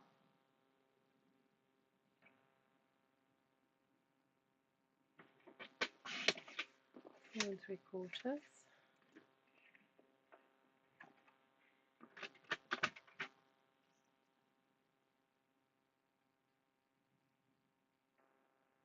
Oh, that measures 3 1/4, so that can go in there.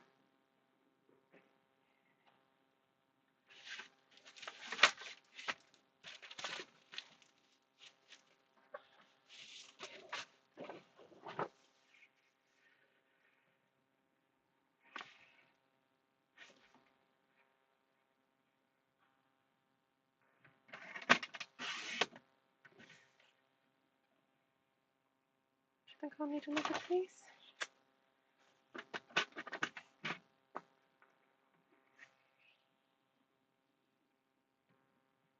So 2 3/4.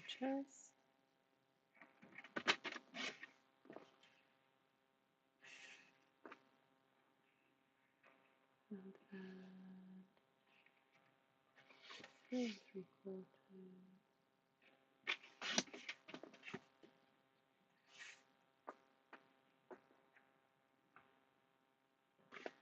Then what's the biggest one I need?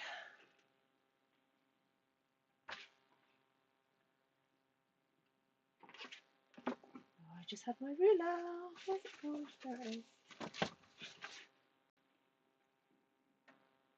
Oh, 5 1/4.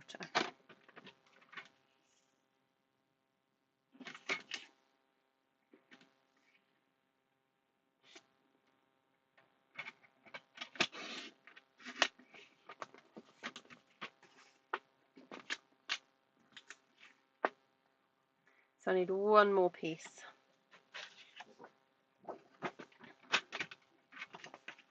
Oh yes, can I have a coffee? I'm starting to flag now. What do I need? 2 1/4. No, 2 1/2. That's close.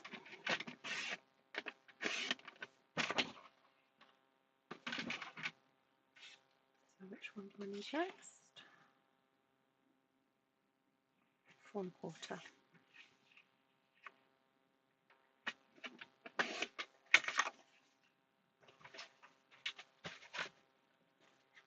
So I think if you're planning to use the same DSP as the liner and the backing of these, I think you do need 2 sheets. 1 sheet is not quite enough, but you don't have to do it that way.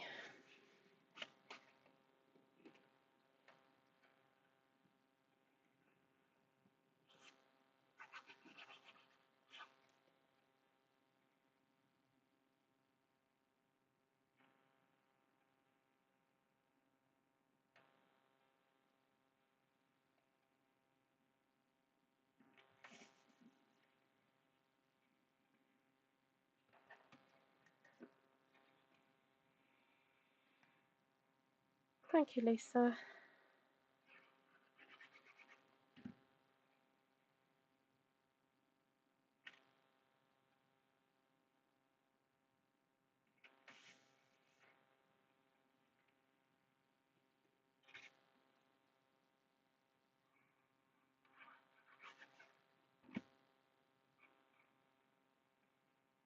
Thank you, Christine.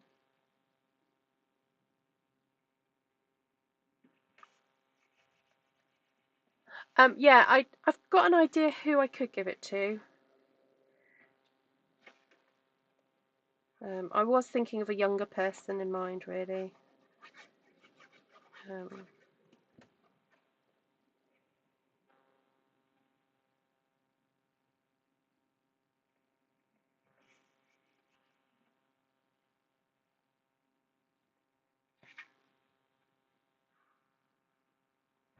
Oh, I'm not very zoomed out, am I?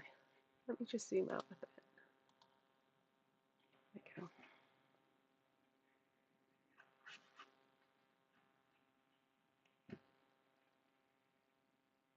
I hope these lines aren't bugging people. The new software that I'm using for my camera, for some reason it just does that. But the benefits are that I can zoom in and out without actually touching my camera. I just can click a button on the computer, which is handy.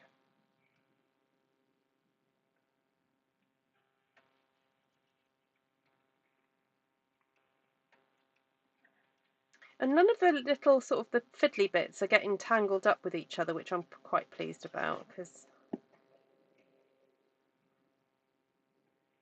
you're more likely to damage things when that happens, but it seems to work. I mean, obviously I could add ribbons and string, but no, I don't think I will. I think that will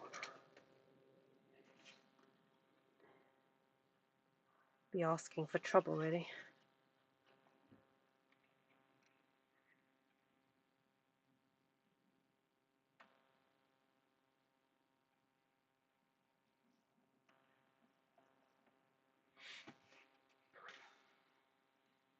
Okay, so that's a bit nicer now as you flick through it. It means that you can, you can put photographs and things in there.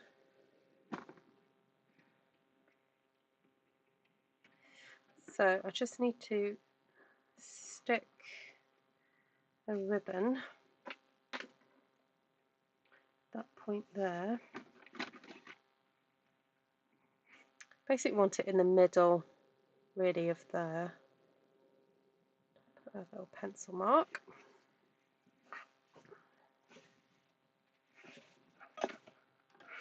Just use some tape for this.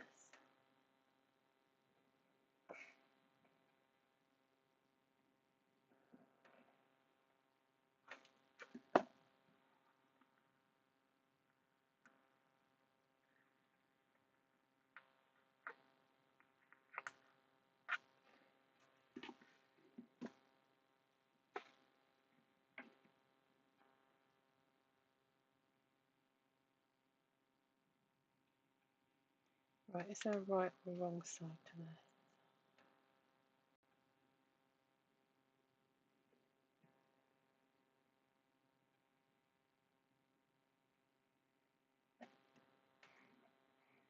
Now I'm not sure that that tape is going to hold it. You see, look, I can peel that away quite easily. I'm wondering whether just to put a little strip of paper, just to stick some paper over the top of that to secure it a bit better, and to use some wet glue. So I think that's what I'll do.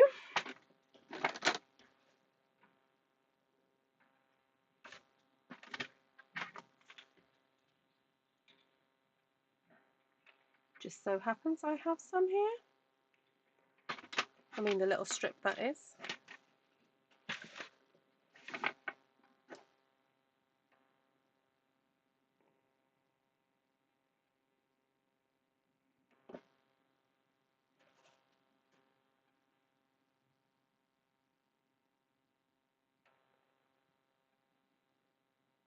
So again, with hindsight's such a wonderful thing.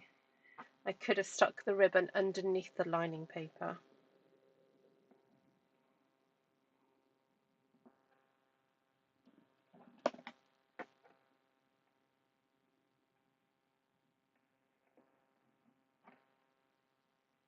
Oh. No, that's not going to work. It's not thick enough.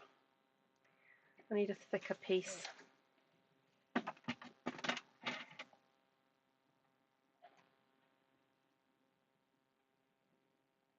So that was about 1/2 inch. I'm going to go to 1 inch this time.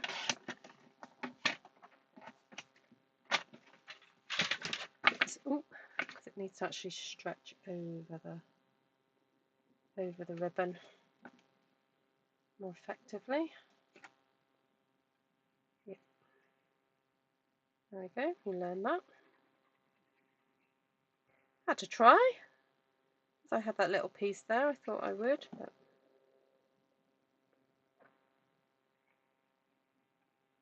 stick that over the top.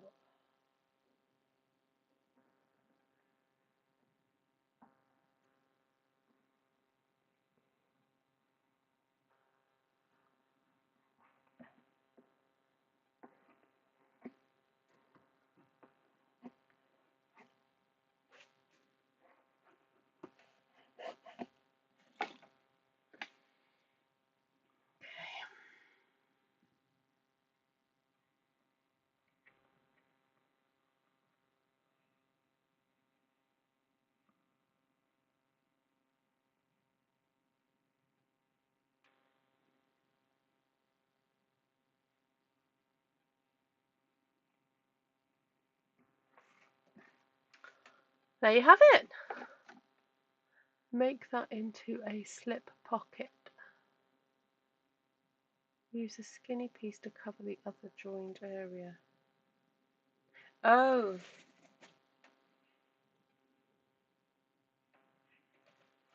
Oh, you mean the bit in the middle? Thing is, then if I do that, it will just create two joined areas.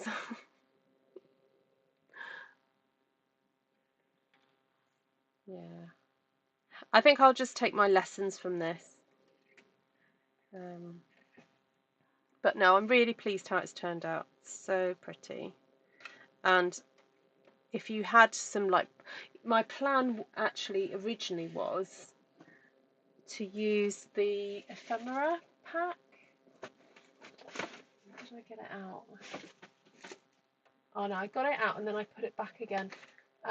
Yeah, so if you didn't want to purchase that bundle, the Layers of Beauty bundle, I thought it would have been fun to have used the ephemera pack and just stuck some of these instead. So I think if I was to teach this as a class, I would suggest you either get the Layers of Beauty bundle or you buy a pack of these, because this would give you lots of options, items that you can stick in. I mean, there's even leaves that you could add to this. So yeah, so to cut down the time, just use a pre-printed thing.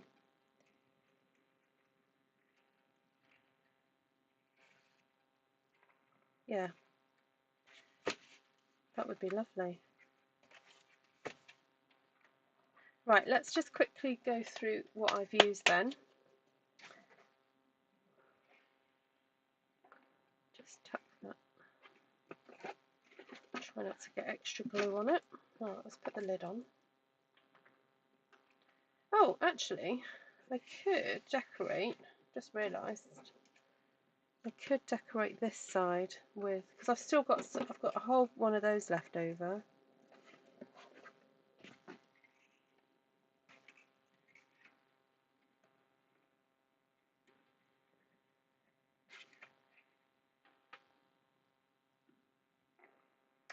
Look at that. She'll never know.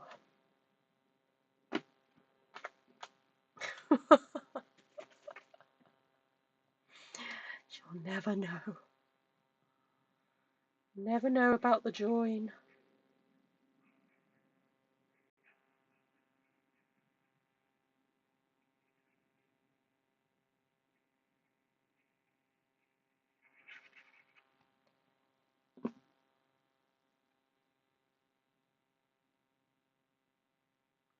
I'm going to stick it leaf to leaf to edge. There we go. It completely covers it up. There we go.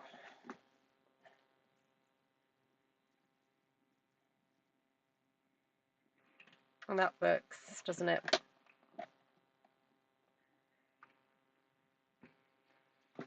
So have I got enough?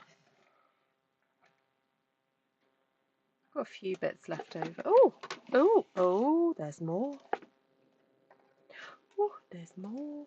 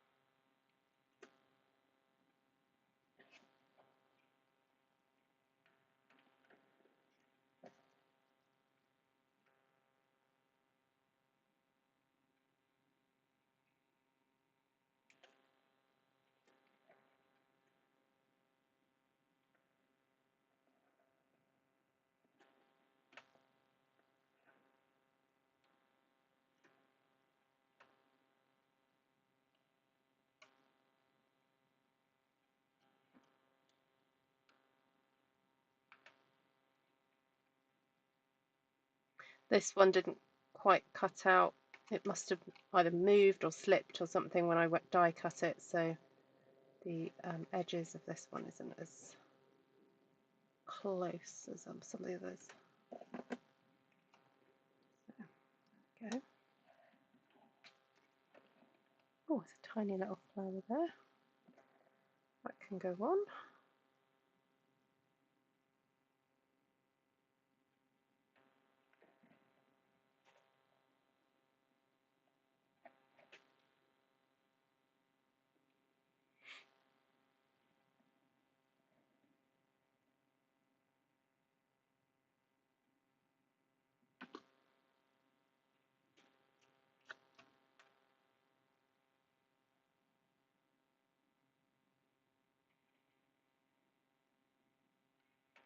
Again, I'm going to try and hide that line there.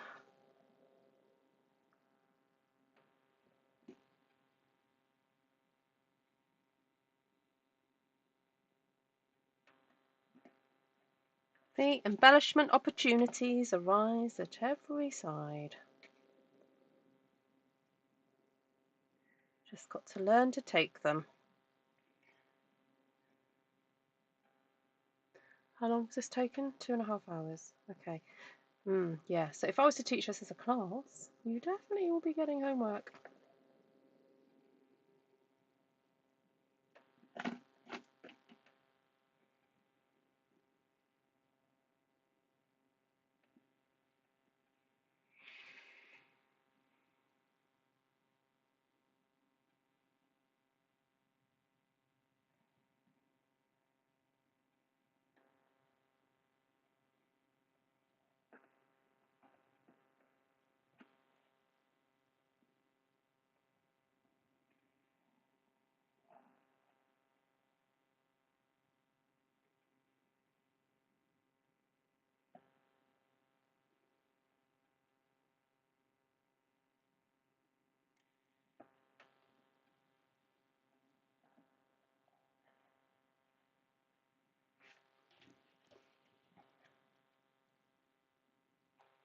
Alright, I'm going to stop there.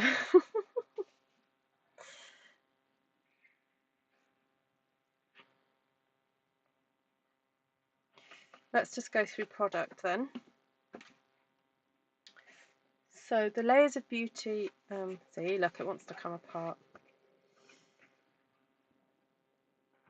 The Layers of Beauty bundle includes stamp set, dies and mask.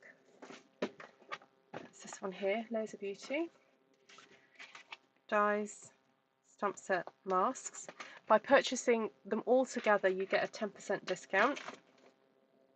I used Love This Moment to do the stamping on these pieces here, and also as a bit of texture in the background I used the Texture Timber, this ring stamp here, just to add a little bit of texture basically. And then also stamped the floral from here and the floral from Layers of Beauty, that little one there. And then a little bit of dottage, because it's got to have a bit of dottage, but you could have done it with, you know, marker pen or something. Use that for the dottage. Then the papers were from, it's not the same suite, is it? It's a different suite. This one here called Unbounded Beauty, and I used the pink, that pink one there from it, and then I used the wood grain paper, which, oh my goodness, if I don't make them sell out, there'll be plenty of other people, because people are such a big fans of it already.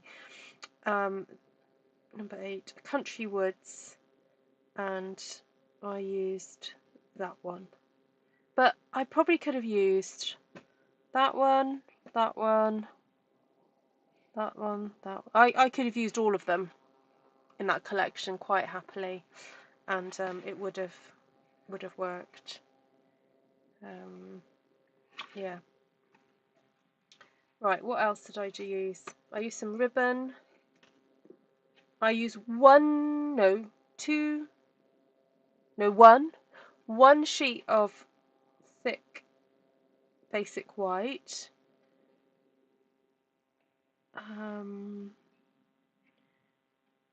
I probably would say just allow 1.5 or so for, sorry, that's just for the pages. I used one whole sheet to do my stamping of the flowers, because I did 4 motifs just in case. That's looking really white, isn't it? I'm going to just get a bit of pink on there. There we go. It's just looking a bit white.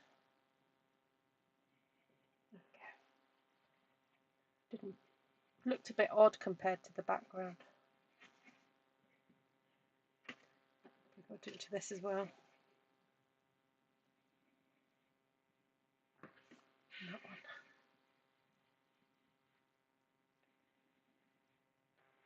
That's better. Oh, I did use the blender brushes as well. And basic beige. So let's go through colours then.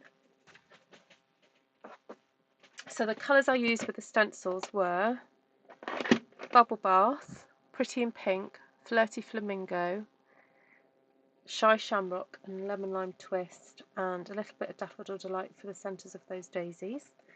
And to stamp the florals, I used Smoky Slate, and then to stamp the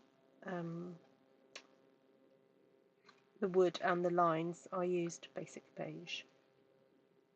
So I guess you could have chosen just one and stuck with it, like a basic beige or Smoky Slate. But yeah. Hi Carla. Hi Julie. So beautiful. I have to watch the replay. It's 2.5 hours long. Just to say, it's 2.5 hours long.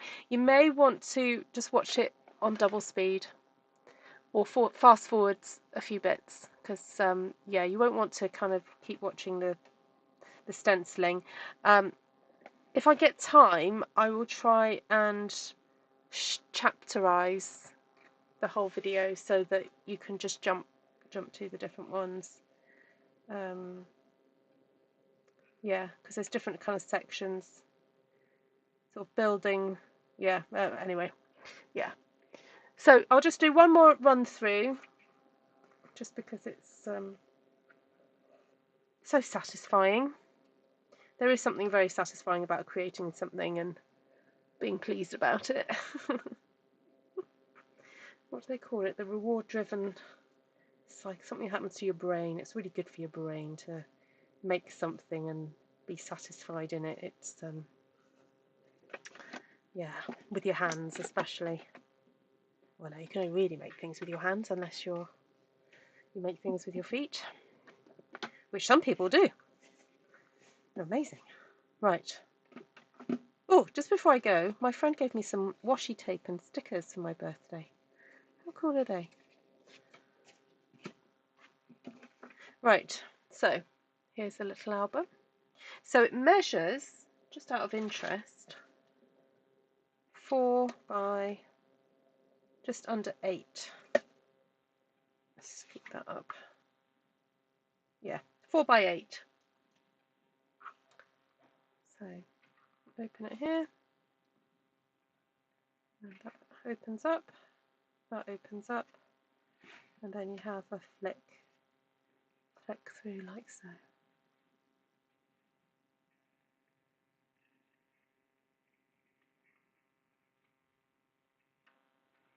All right, there we go. Yes, perfect washi tape for me. Yeah. Oh, that's another one as well. I didn't show you. But this one, the stickers, is it this one or the other one? One of them, oh, there we go. They're already die cut. Look at that. And look, this is, she knows me well, the person who gave me these. Look at those. Look at those scripties. Actually, I could stick some on here. They would look cool on here. Oh, look at the little what the rabbits and the these come apart as well. Yeah, I might just have to stick these in here as well. Aren't they fun? Very nice. They're not Stampin' Up, of course, but that's okay. Yes, lovely for journaling. Yeah, I've already stuck one in my Firefax, so there we go. Right, if you haven't already, please show this video some love. If it's not for you but for me, because I've really enjoyed making this, and I don't often get the chance to do a complete project start to finish, and so it's been really nice to actually spend a couple of hours doing that. And if anyone's interested in doing a class based on this, please let me know, and I will. I think while it's fresh in my mind, I'll start writing the notes up for this. So yeah, I think it's lovely, and I can see it being made in lots of different. Is it called iterations? Yeah, iterations. You know, this, you know, exactly same size, but you know, different themes. I mean, let's just have a quick look in the catalogue. Like the aeroplane set. I mean, that would look so fun. You could have the clouds on the top, then the planes, and because we've got 3 planes there, getting larger or smaller depending where you start, that would look amazing, going, you know, smaller in the background, coming to the foreground and having the large one in the foreground. Now, if you didn't want to purchase the stamp set and dies, there are plenty of aeroplanes that you could actually just cut out from the DSP. So that would look... Oh, and you've got clouds there as well that can be cut out. So if anyone's thinking of doing this class, if you just bought the papers of this, I think you could easily make it. So let's just have a look at some of the other DSP. This one probably be a little trickier, but it would be fun to do with those dies. I actually have this set, and I wonder if those are a little bit large, but it would be nice to do it with this paper, perhaps not necessarily with all the leaves and everything, but that one, I think that would be amazing.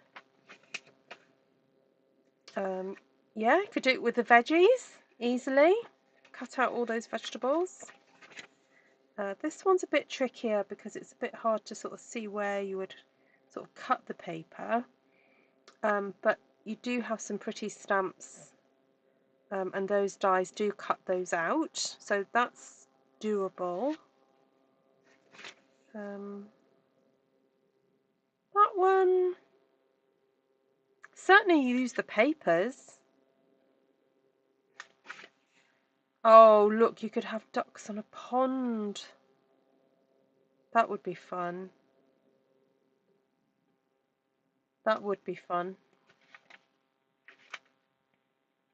I mean, that, but without all the extra floral, just the scenes, that would be amazing. Hi, Nina. Oh, okay. Who's off? Okay, Jane. Take care. Yeah, these I would regard as kind of neutrals. So yeah, I mean you could use the papers, but then stick. Actually, having wood grain and then having the flowers stuck on top of the wood grain would be nice. Right. So and then of course these. But these are we could cut those out. Yeah. So it would be super fun, and then of course layers of beauty. Super fun to see these in lots of different styles. Like you can have little animals. You could have fish. Oh yeah, you could have fish jumping. Yeah. Let your imagination go wild. I think having the structure where you've got the layers.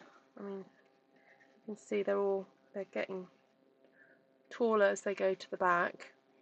Just allows for a really nice sort of layering of images and having them offset. So there we go. You're welcome, Shaz.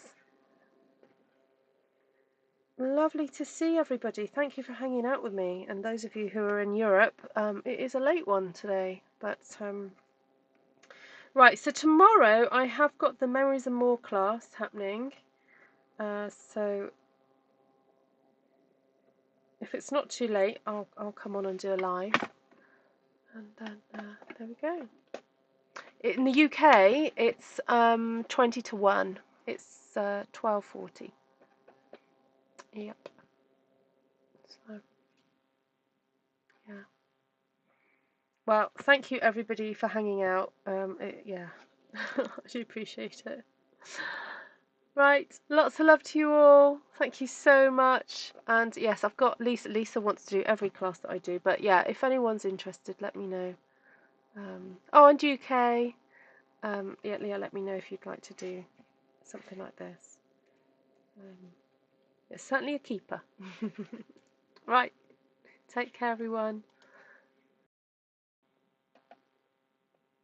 Would you say it's a photo album? You could use it as a photo album, Melissa. Yeah, but you just have to make sure your photos are a bit smaller.